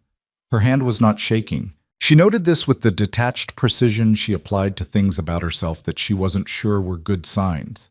She had just taken a weapon from a man who had killed her grandfather and managed her marriage and tried to position himself as the power behind her return to the organization, and her hand was not shaking, and she wasn't sure that was the response of a healthy person so much as the response of a person who had grown up in rooms that produced exactly this kind of moment and had been shaped, without her full consent, to navigate them. She followed them out. The vessel's main salon had been converted, in the 40 minutes she'd been in the service passage and engine room, into something closer to a command center. 3 of Lorenzo's confirmed loyal security team at the communications console. The radar screen visible from where she stood, the parallel contact that had been following them was gone, had broken off 20 minutes ago, its function presumably complete. 2 men stood outside the closed salon door that now, from the inside, had Cassian Moretti seated at the pale wood table with his hands visible on the surface and his face wearing the arrangement of a man who had decided that the next phase required patience. Victor was somewhere being handled. She didn't ask for specifics. She sat down across from Cassian. Lorenzo stood at the far end of the table, arms crossed, saying nothing. The Vero handler, she said. The person below you who interfaced with Petrov. I told you we'll have a name in 48 hours. That's true. I'd rather have it in 48 minutes. Cassian looked at her. There's nothing left to protect, she said. The Luxembourg vehicle is going to be unwound. The accounts are going to be frozen. Petrov is going to be approached independently of anything you tell me, and when he's approached, he's going to give up every name he has, because that is what Petrov's type does when the organization above them dissolves. She set the pistol on the table, not as a threat. She pushed it to the side, away from both of them, because she wanted him to understand that this was not a conversation happening under that kind of pressure. I'm asking you to give me the name because it closes something faster. Because it means the people Petrov has been running in New York and Geneva can be identified and contained before they do something that costs someone who doesn't deserve the cost. That's the only reason I'm asking. Cassian looked at the table, at his hands on it. Her name is Adara Sen, he said. She operates out of Vienna. She has a commercial import business as cover. She's been the interface to Petrov for 14 months. Contact information. He gave it. A phone number, an address, a name of a business. He gave it in the flat recitative of a man clearing a desk. Not cooperating exactly, but concluding. Why did you keep the shoe? She said. He looked up. In the cabin, she said. One of your security contact's boots. You left it. Why? He held her gaze for a moment. I didn't leave it intentionally, he said. He struggled more than I expected. She didn't ask what that meant specifically. She filed it. Her burner phone rang. She stepped away from the table to answer it. Luxembourg vehicle, said the woman's voice. Dry, precise, the voice of her financial contact who had once described herself as the most expensive person Serena had never formally hired. Beneficial owner is a family trust registered in Liechtenstein. The settler of the trust died 4 years ago. The trust continues under a successor trustee arrangement. The successor trustee is a natural person, Italian national, currently resident in Monaco.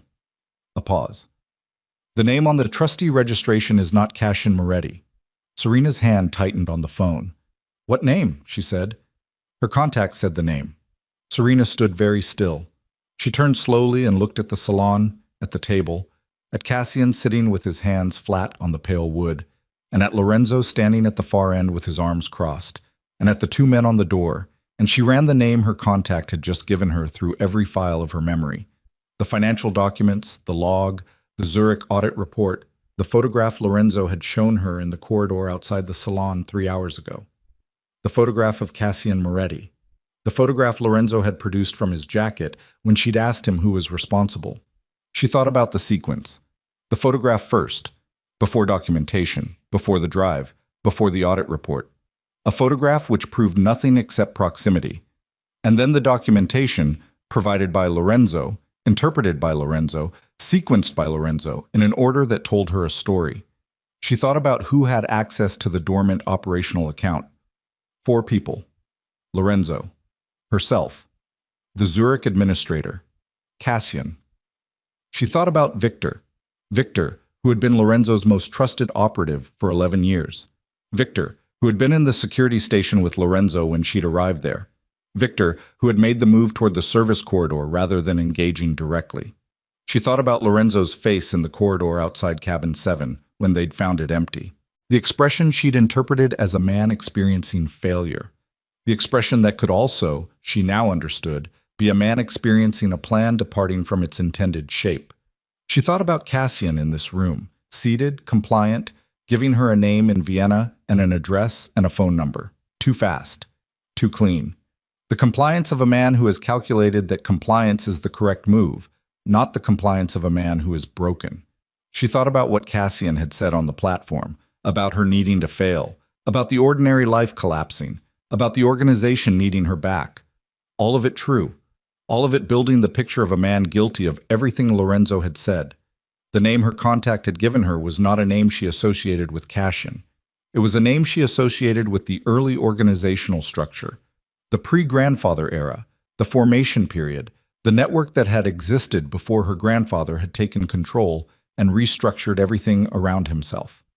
A name from before Cassian, a name that belonged to Lorenzo's father's generation, a name that Lorenzo would know intimately and that Cassian would know only in historical context.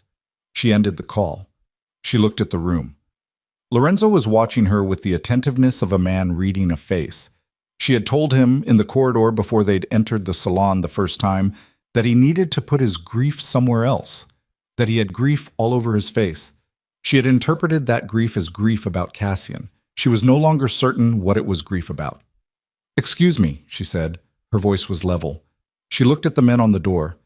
"I need some air. I'm going to the aft deck." "I'll come with you," Lorenzo said.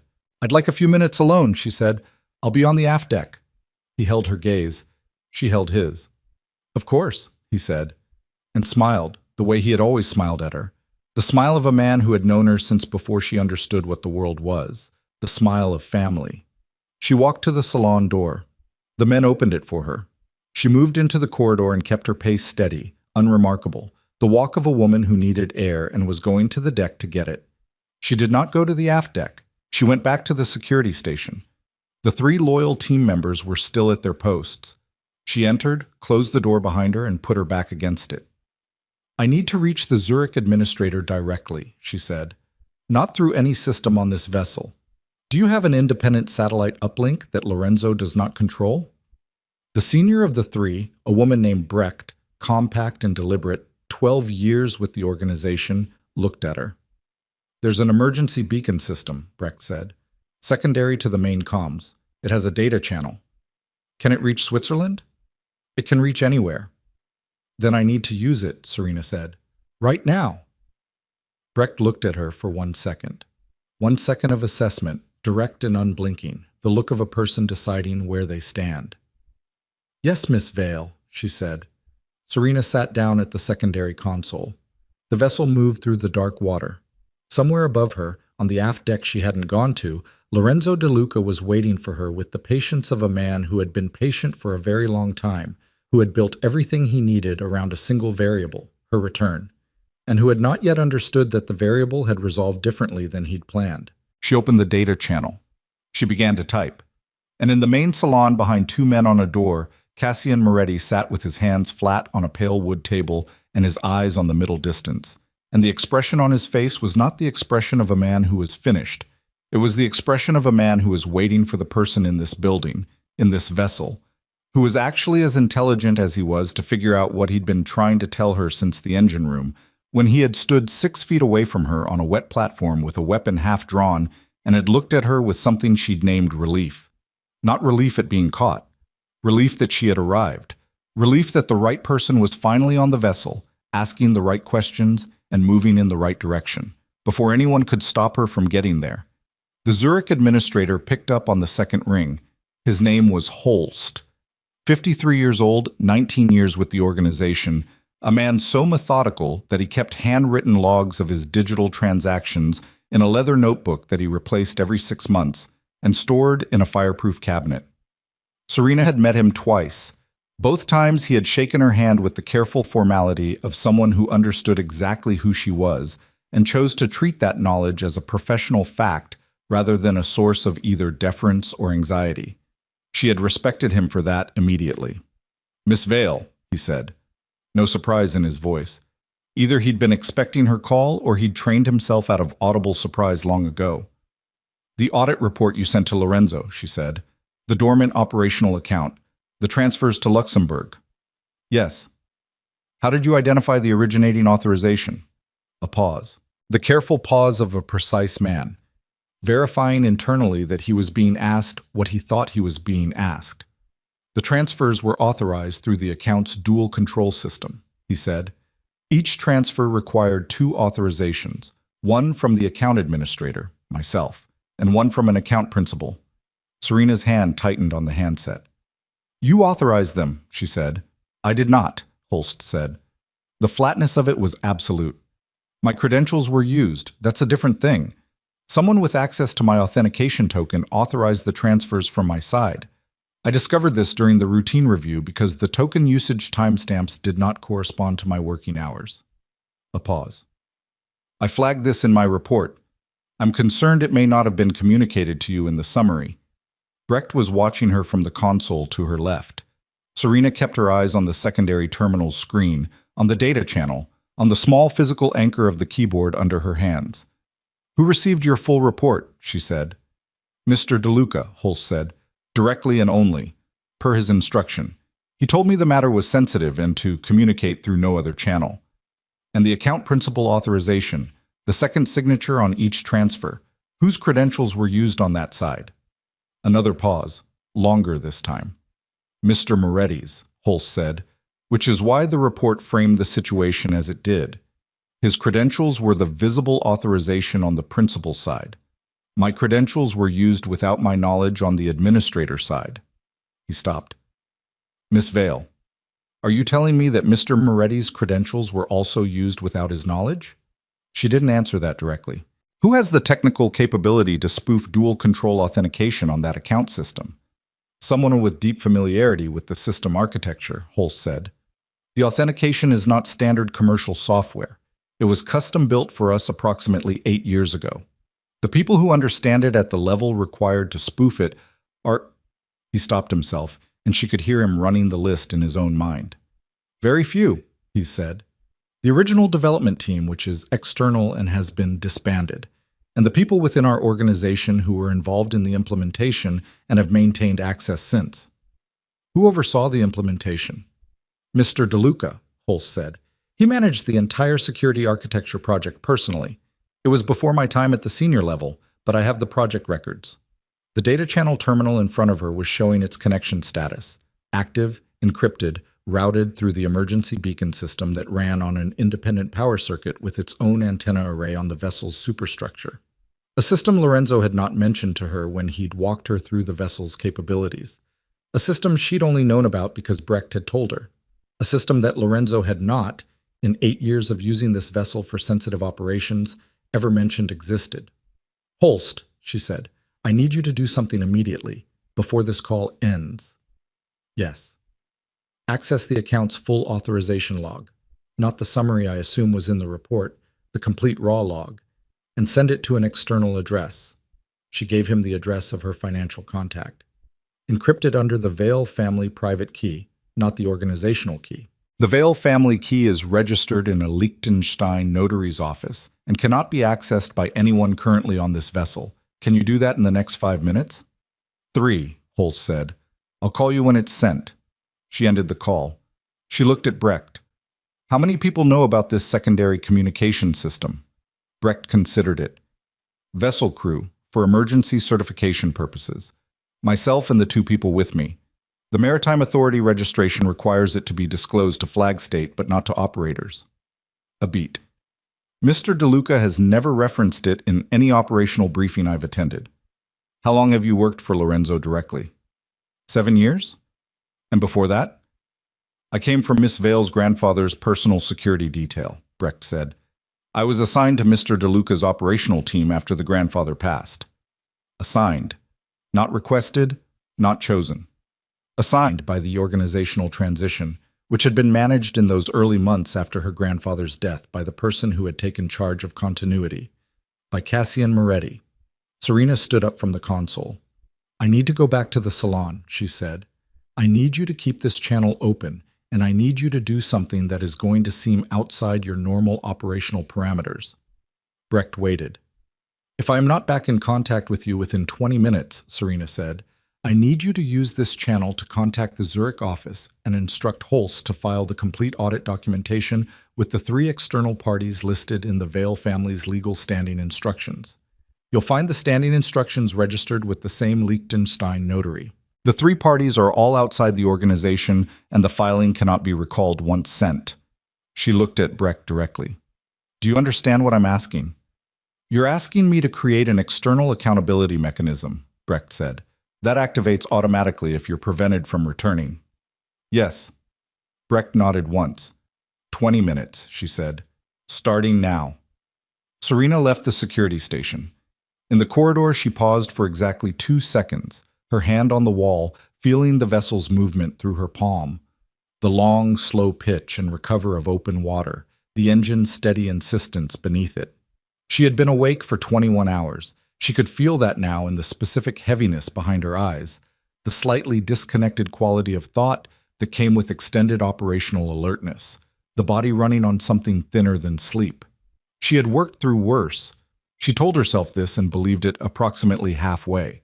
She walked back to the main salon. The 2 men on the door let her in. The room was as she'd left it, Cassian at the table, Lorenzo at the far end, standing. The difference was that Lorenzo had turned to face the door when she entered, and the expression on his face was the expression of a man who had spent the time she was absent running calculations and had arrived at a result he was not satisfied with. She closed the door behind her. She walked to the table. She sat down across from Cassian. She set nothing on the table, put nothing between them, gave the moment no props because props were for people who needed to manage the atmosphere. She was done managing the atmosphere. She looked at Lorenzo. "The Luxembourg Trust," she said. "The beneficial owner. Tell me the name." Lorenzo's expression didn't change. "Cassian Moretti," he said, "as I told you." "That's not the name on the trustee registration," she said. The room was quiet for 3 seconds. The engines. The water. The air conditioning's low note. "Who did you speak to?" Lorenzo said. "Someone independent," she said. "Someone without organizational access." She kept her eyes on him. "The registered successor trustee of the Luxembourg vehicle is Marco DeLuca, your father's brother, dead 11 years. The trust was established during his lifetime and has continued under a succession arrangement you would have inherited authority over at his death." She let that sit for exactly 1 beat. "Your family's money, Lorenzo, moved through an account that was spoofed to look like Cassian's authorization." Lorenzo was still. The quality of his stillness was different from Cassian's stillness. Cassian went still the way a very controlled person goes still, the stillness of will over instinct. Lorenzo's stillness was the stillness of a man who has heard something he wasn't certain he was going to hear and is taking the moment before response to build whatever comes next. "That's not," he started. "Holst told me you managed the authentication system's implementation personally," she said. 8 years ago. Custom architecture, small circle of people with deep technical access. Sufficient access to spoof dual control authorization and make it look like 2 other people signed off on transfers that actually went to a vehicle in your family's name. Serena. His voice had changed. The warmth was still there. That was the thing. Even now, the warmth was in his voice because it was not a performed warmth. She had been right about that. It was genuine, which made it the most complicated thing in the room. "You're exhausted. You've been awake for—" "Don't," she said. He stopped. "How long?" she said. He looked at her across the salon, across the pale wood table and the documents and the tactical map, and 5 years of absence and 34 years before that, and she watched him decide. "The transfers began 14 months ago," he said, "after the Geneva probe, after I understood that someone was testing the organization's defenses and that we were more exposed than I'd realized." He moved from the far end of the table, slowly, and sat down at the table's side between them, equidistant, like a man joining a conversation rather than controlling one. "The 11 million was not misappropriation, Serena. It was operational capital, moved to a vehicle I controlled because I did not trust the standard channels.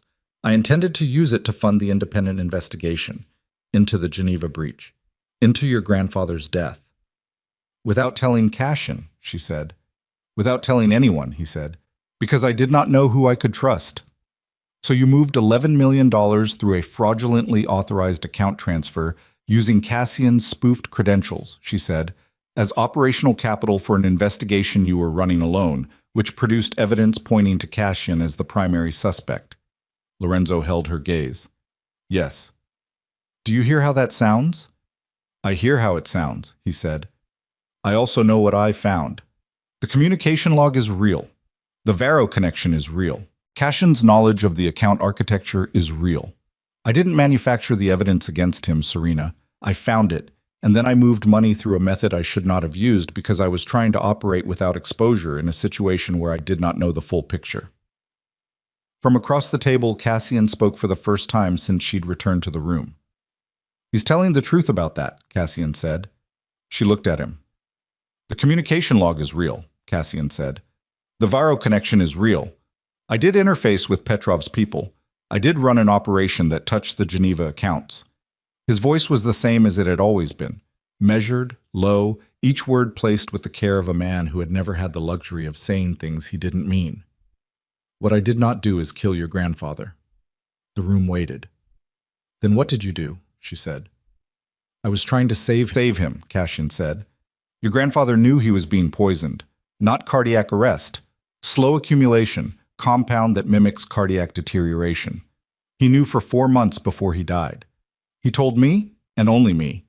And he asked me to find who was doing it without raising an alarm inside the organization, because he believed whoever was responsible was inside the inner circle." He looked at his hands on the table. "He asked me to continue as though nothing had changed, to give the person doing it confidence that the plan was working, to use that confidence to identify them." A pause. "He died before I finished. The compound's progression was faster than his doctors estimated." "Who was poisoning him?" she said. Cassian looked at Lorenzo. Lorenzo's face, for the first time tonight, showed something that was not calculation or control. It showed something old and buried and terrible, the face beneath the face that most people never reveal in rooms with other people present. "Your grandfather's physician," Lorenzo said. His voice was low. "A man named Reuter. He was paid, over a period of 18 months, from an account I have been trying to trace. I found Reuter 6 months ago. I confronted him. He confirmed the source of his payments before—" He stopped. "Before he was no longer available to confirm anything further." "Before he died," Serena said. "Yes." "How?"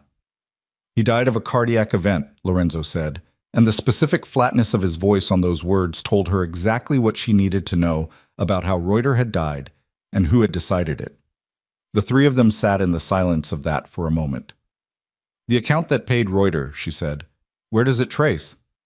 That's what the independent investigation has been trying to determine, Lorenzo said. It's the same vehicle structure as the Varo connection, Cyprus Shell, Dubai intermediary. The beneficial ownership at the end is obscured in a way I haven't been able to fully crack. He reached into the folder in front of him and slid a single page across to her. But 3 weeks ago I found a name. Not the beneficial owner, a signatory. Someone who signed operational documents for the Cyprus Shell early in its existence, before the obscuring layers were fully in place. She looked at the page. The name was one she knew, not from the organization's inner circle, not from the financial architecture, not from any of the documents she'd spent the last several hours reading. From a conversation, 12 years ago. In a hospital waiting room, Cassian sitting beside her while her mother was in surgery, and Cassian mentioning, in the way that people mention things in the stretched time of waiting rooms, a business associate from his earlier career. A man he had worked with before her grandfather's organization, back when Cassian had been younger and less careful about the associations he made. A man he had described as brilliant and dangerous, and from whom he had deliberately distanced himself when he understood what the man was capable of. A name she had never heard in any other context. Adara Sen, she said slowly, the handler in Vienna. She works for him. Yes, Cassian said. And he's been running this from outside the organization entirely, she said. Someone who was never inside it, who used Varo as a cutout, used Reuter as an instrument, used the Geneva probe to create noise, and was waiting for the organization to be weakened enough, by your grandfather's death, by my absence, by whatever internal conflict developed in the vacuum, to move on it. His name is Gregor Halm, Lorenzo said. He's 71 years old. He runs a private intelligence firm based in Zurich, legitimate on its surface. He and Cassian have history. I introduced him to your grandfather once, Cassian said. 22 years ago. Your grandfather declined to work with him and made his reasons clear. Halm has been patient. He looked at Serena. Everything you found tonight, the Luxembourg vehicle, the authentication spoofing, the photograph Lorenzo showed you in the corridor, was designed to make you look at us. At people you already knew, people already inside your field of suspicion, to keep you turning inward while Halm moved from outside. She sat with the full architecture of it, the thing she was assembling in real time from the pieces the last several hours had provided, and she understood the scale of it, the patience of it, the 22 years of patient waiting by a man she had never heard of until 20 minutes ago. The two men outside the marina, she said, watching to confirm I'd arrived. Halm's people, Lorenzo said, not Varo's, direct. And the boat that followed us. Same. He knows I'm here. He knows the three of us are on this vessel. He knows whatever Drazen and Victor told him before we contained them. She thought about the timeline, the boat breaking off 20 minutes ago. Halm, somewhere in a Zurich office or a private residence, receiving confirmation, running his own calculations. He's going to move tonight, she said, before we have time to consolidate. He already has, Lorenzo said. He picked up his phone from the table and turned it to face her. A text message from a number she didn't recognize, received 14 minutes ago. 4 words. Elias Mercer. Found them. Her stomach dropped. The vehicle, she said. Renko. I told him to change course and call me back.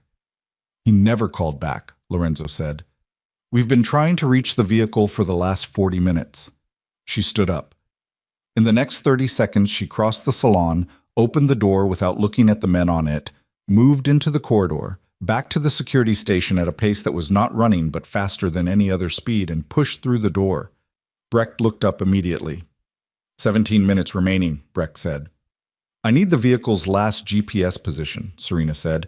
Renko's phone, the vehicle itself, anything.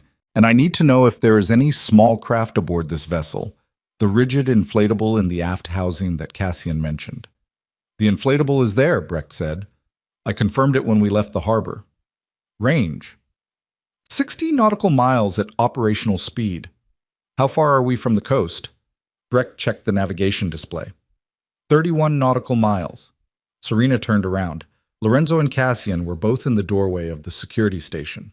Lorenzo had followed her, and Cassian, apparently no longer being held in the salon with any particular effectiveness, had followed Lorenzo, which told her something about the nature of Cassian's earlier cooperation.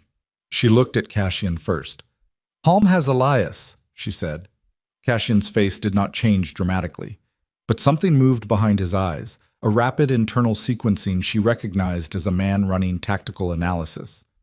"He's using him to confirm you'll move," he said. "If you go after Mercer, you leave the vessel. If you leave the vessel, you're exposed on open water with limited support. He can intercept between here and the coast." "Yes," she said. "So you don't go?" "I'm going," she said. "Serena, he didn't know I existed when any of this started," she said. "He was in that restaurant because someone told him for 2 years that his wife was ordinary and his marriage was failing. He signed papers he was handed because he's an arrogant man who trusted a stranger's advice and had no idea what the advice was serving." She looked at Cassian, then at Lorenzo. "He cannot die for that. I will not allow it." The silence in the security station had a specific quality. The silence of two very experienced men absorbing the decision of a third person and recognizing that the decision was not negotiable. "Then we go with you," Lorenzo said. "You can't both go," she said. "Someone has to hold the vessel. Someone has to ensure the external documentation files if this goes wrong." She looked at Brecht. "Brecht stays. Her countdown continues regardless of what I tell her until I am back on this vessel with Elias Mercer." She looked at Lorenzo. "You stay. You manage whatever Halm tries on this end." "And me?" Cassian said. She looked at him. 68 years old, lean, with a face that had told her everything and nothing over the course of this night. A man who had run an independent operation inside the organization her grandfather built, who had spoofed nothing and moved nothing, and who had sat in a locked cabin waiting for the right person to ask the right questions. Because the only way to draw Halm fully into the open was to let him believe the organization was destroying itself from within. "You're coming with me," she said. His eyebrow rose fractionally. "You know Halm," she said. "You know how he operates. You know what he'll have prepared and where the gaps in it are." "I'm 68 years old. I know," she said. "Try to keep up." The rigid inflatable was in the aft housing as confirmed, a serious piece of equipment, not a recreational craft. 8 meters, twin outboards, the kind of hull that moved over open water in conditions that would stop most small craft. Someone had stocked it 3 days ago with the thoroughness of a man who prepared for several outcomes. She found water, emergency medical supplies, communications equipment, and in a dry bag secured under the forward thwart, a case she opened to find 3 weapons and ammunition cached with the same unhurried preparation. She took one. She looked at Cassian. He took one without comment. The coast was 31 nautical miles. At the inflatable's operational speed, it was 45 minutes of cold water and wind and the open Atlantic between them and the mainland. And for all 45 of those minutes, she stood at the helm with the throttle open and the hull lifting at speed and the spray coming over the bow in sheets. And Cassian sat aft with his weapon on his knee and his eyes on the water around them, and neither of them spoke because there was nothing to say that the engines weren't saying already. The vehicle's last GPS position had come through from Brecht 7 minutes after they launched. A warehouse district on the southern edge of the port area, 3 kilometers from the secondary location Renko had been routed away from.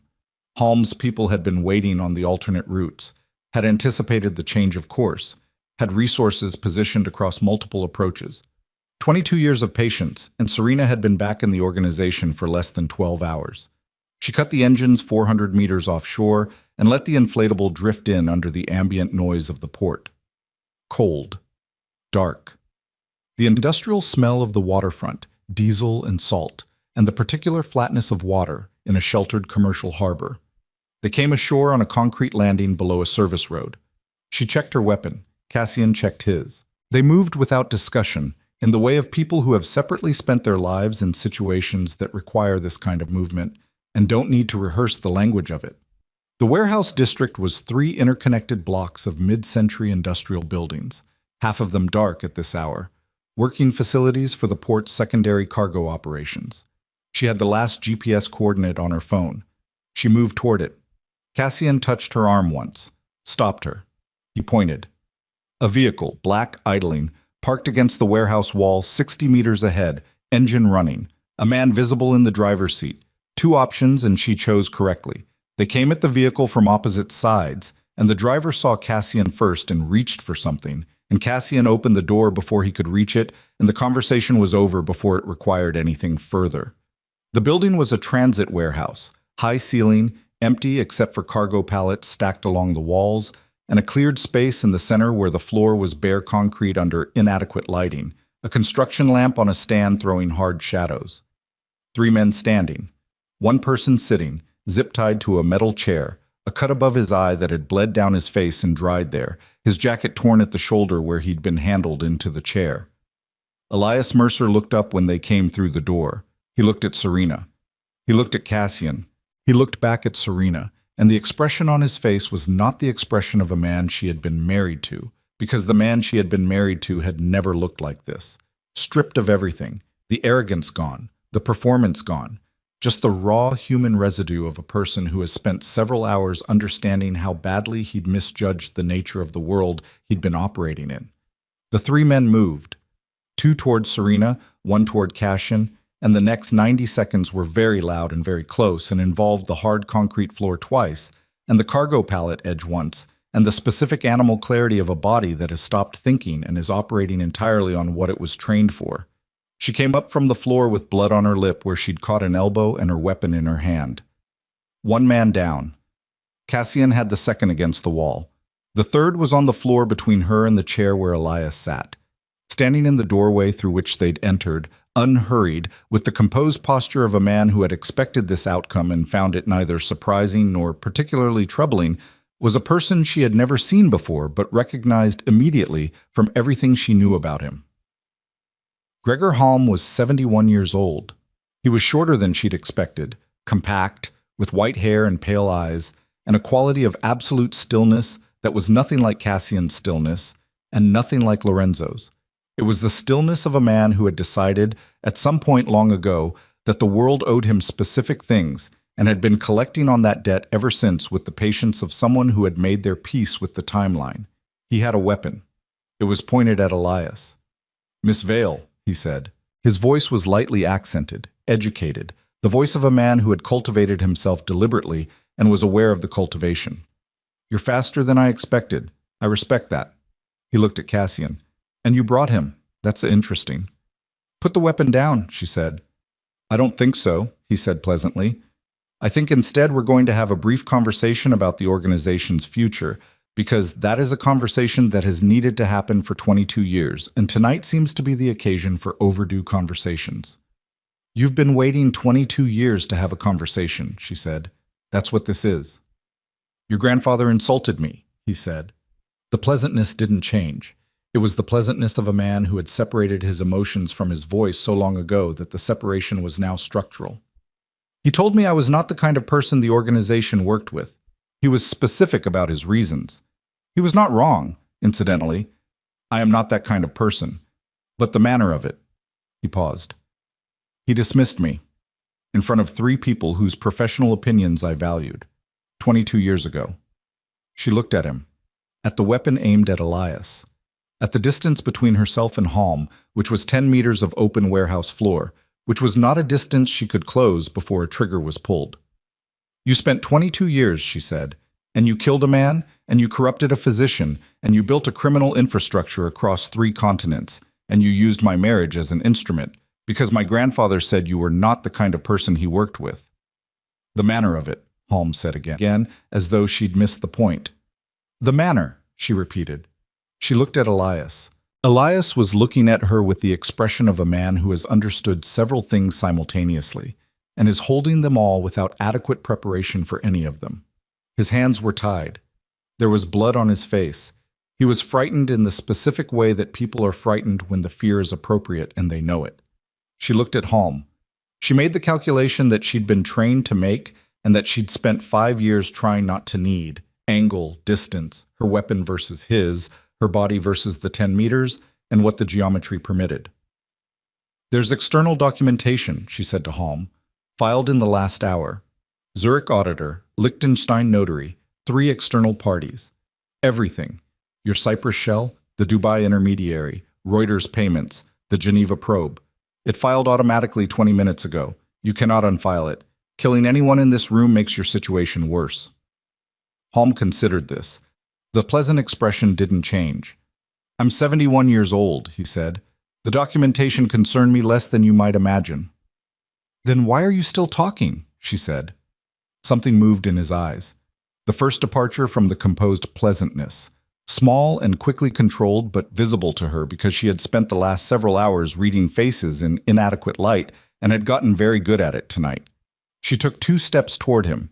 He adjusted the weapon from Elias toward her, which was what she needed. Cassian moved from her left.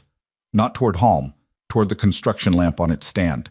He knocked it as he moved, the lamp swinging on its cord before toppling, the hard light swinging across the warehouse in a long arc, and then going dark as the stand hit the floor and the bulb broke, and the room dropped from harsh construction lighting into the dimness of whatever ambient port light came through the high windows. 2 seconds of recalibration for everyone in the room. She closed the distance in those 2 seconds.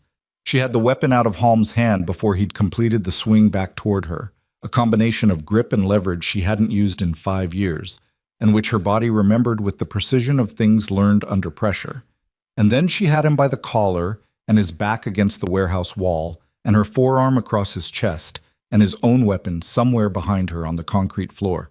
He was 71, and he was not weak, but she was 41, and tonight she was something harder than herself, and he was against the wall and staying there. She was breathing hard. She could hear it. She didn't try to control it. "I'm going to tell you something," she said to Halm. Her voice was not steady, and she didn't try to make it steady. "My grandfather was the best person I ever knew. He was also a man who ran a criminal organization for 40 years and made decisions that cost people things they didn't deserve to lose. He was both of those things at the same time. He was complicated, and he was real, and he was mine." She looked at Halm's face, pale and composed in the port light, 6 inches from her own. "And you ended him because he embarrassed you. That's what I'm going to carry from tonight. That it was that stupid. That 22 years of architecture and patience and damage came down to a moment at a table where someone looked at you and told you the truth about yourself." Halm said nothing. She stepped back. She looked at Cassian, who was standing in the dimness with his weapon held at his side and blood on his left hand from somewhere in the 90 seconds of activity that had preceded this. She looked at Elias. She walked to the chair and took the zip tie at his wrists and pulled until it broke, the cheap variety, breakable with sufficient force, and she had sufficient force tonight. He pulled his hands free and looked at them, looked at her, and she saw him open his mouth to say something, and she shook her head once. "Not now," she said. She took out her phone. She called Brecht. "We have him," she said. "Elias is with me. Send coordinates for extraction." "The documentation filed 11 minutes ago," Brecht said. All 3 external parties confirmed receipt. "Good," she said. She looked at the warehouse, at Halm against the wall, at the 3 men who were various degrees of incapacitated, at Cassian, who was looking at Halm with the expression of a man who had spent a year and a half running a covert operation inside his own organization to protect a woman he'd helped raise and a legacy he'd spent his life serving, and who was now standing in a dark warehouse on the wrong side of midnight, looking at the person who had made all of that necessary. Cassian said nothing to Halm. He turned away from him and looked at Serena. "Your grandfather would have found this excessive," he said. "He would have found it necessary," she said. "Those aren't mutually exclusive," Cassian said. "No," she said, "they're not." In the weeks that followed, the documentation did what documentation does when filed with the right parties under the right conditions. It moved through legal and financial systems with the grinding inevitability of things that have been properly set in motion. The Cyprus shell was unwound. The Dubai intermediaries' principles were identified. Adara Sen in Vienna was approached by parties she had not anticipated and made decisions under that approach that Serena did not need to be informed of in detail to understand the shape of. Gregor Halm was 71 years old and had spent 22 years building something that ended in a warehouse in 3 hours, and the weight of the documentation against him was sufficient that the remaining years of his life would be occupied with defending himself in jurisdictions that did not extend professional courtesies to private intelligence operators. The Vero Syndicate, without Halm's backing and Sen's management, contracted rapidly to its natural size, which was small. Lorenzo spent 2 weeks in conversation with Serena about the $11 million, the authentication spoofing, the photograph in the corridor, the sequence of information he'd provided, and the sequence he'd withheld. The conversations were not pleasant. She told him that she understood why he'd done what he'd done, and that understanding was not the same as acceptance, and that if he ever managed her information access again with the justification that he was protecting her, she would restructure his role in the organization in a way he would find clarifying. He accepted this without argument, which was its own form of apology. She did not fire him. The organization needed people who were effective, and Lorenzo was effective, and purity was a standard that the work did not permit. She held this as a fact without liking it. Cashin went back to his apartment in Rome and spent 3 weeks doing something Serena suspected was close to nothing, and then called her and asked if she wanted him to continue working. She said yes, under conditions they negotiated over 4 hours on a secure call, conditions that included a reporting structure that ran to her directly and a transparency protocol that both of them found uncomfortable and both agreed was correct. She thought about her grandfather throughout those weeks, not in the abstract, grief-softened way of memorial, but specifically, his face, his voice, the particular way he laughed before the punchline, the tobacco smell of the desk drawer. She let herself think about him that way deliberately, on purpose, because she had spent 5 years not permitting it, and the not permitting had cost her something she was now trying to get back. Elias Mercer did what she had not expected him to do. He came to see her. 12 days after the warehouse, he appeared at the address she kept in the city, the secondary apartment, not the marital home. And he knocked, and she answered, and they stood in the doorway looking at each other with the particular discomfort of two people who have known each other in one context and are meeting again in a completely different one. He had a cut healing above his eye. He stood very straight, the way people stand when they're trying to hold themselves together with posture because other methods are temporarily unavailable. "I owe you an explanation," he said. "You don't," she said. "You were managed. You didn't know what you were part of." "I knew something was wrong," he said, "for longer than I admitted to myself. The introductions, the money, He stopped. "I wanted it to be legitimate because it was useful, and I knew it wasn't legitimate, and I didn't ask the questions that would have forced me to stop." He looked at her directly. "I participated in something I should have walked away from because I preferred not to know. That's mine." She looked at him. The man she had married had never, in 5 years, taken unqualified responsibility for anything, had always found the framing that distributed the weight, the context that explained the behavior, the narrative that positioned him as the reasonable actor in a situation that had simply become unreasonable. "Okay," she said. "That's all?" he said. "I forgave you before you got here," she said. "Not for you. Resentment is expensive, and I don't have the capacity for it right now." He nodded slowly. He looked past her into the apartment, at the bookshelves visible from the door, the stacked files, the evidence of a person in the process of reconstruction. "Who are you?" he said, not unkindly. The genuine question of a man encountering a truth he should have looked for years ago. "Someone who tried to be ordinary," she said. "Wasn't. Should have told you earlier." She looked at him. "You should go rebuild your life, Elias. You're capable of it. You just need to stop building it for the version of yourself you want people to see." He was quiet for a moment. Then he said, "I'm sorry about your grandfather." "Yes," she said. "Me too." She closed the door. 3 months later, she stood on the deck of the restored Superyacht as it moved through open water at dawn, the light coming up low and gold over the horizon and the coast receding behind them. And the organization was 3 months into the restructuring that was the hardest and most necessary thing she had ever built. The dismantling of its most damaging operations, the reorientation of its logistics and security infrastructure towards something that could exist in daylight, slowly, piece by piece, without destroying what her grandfather had spent 40 years assembling. It was not clean work. There was no version of this work that was clean, but she was done with the version of herself that stood at a restaurant table and signed papers while someone who had never understood her planned for her surrender. The water ahead of them was open. The horizon was empty in every direction, which was not, she had come to understand, a condition to be afraid of. It was what you got when there was nothing left in your way.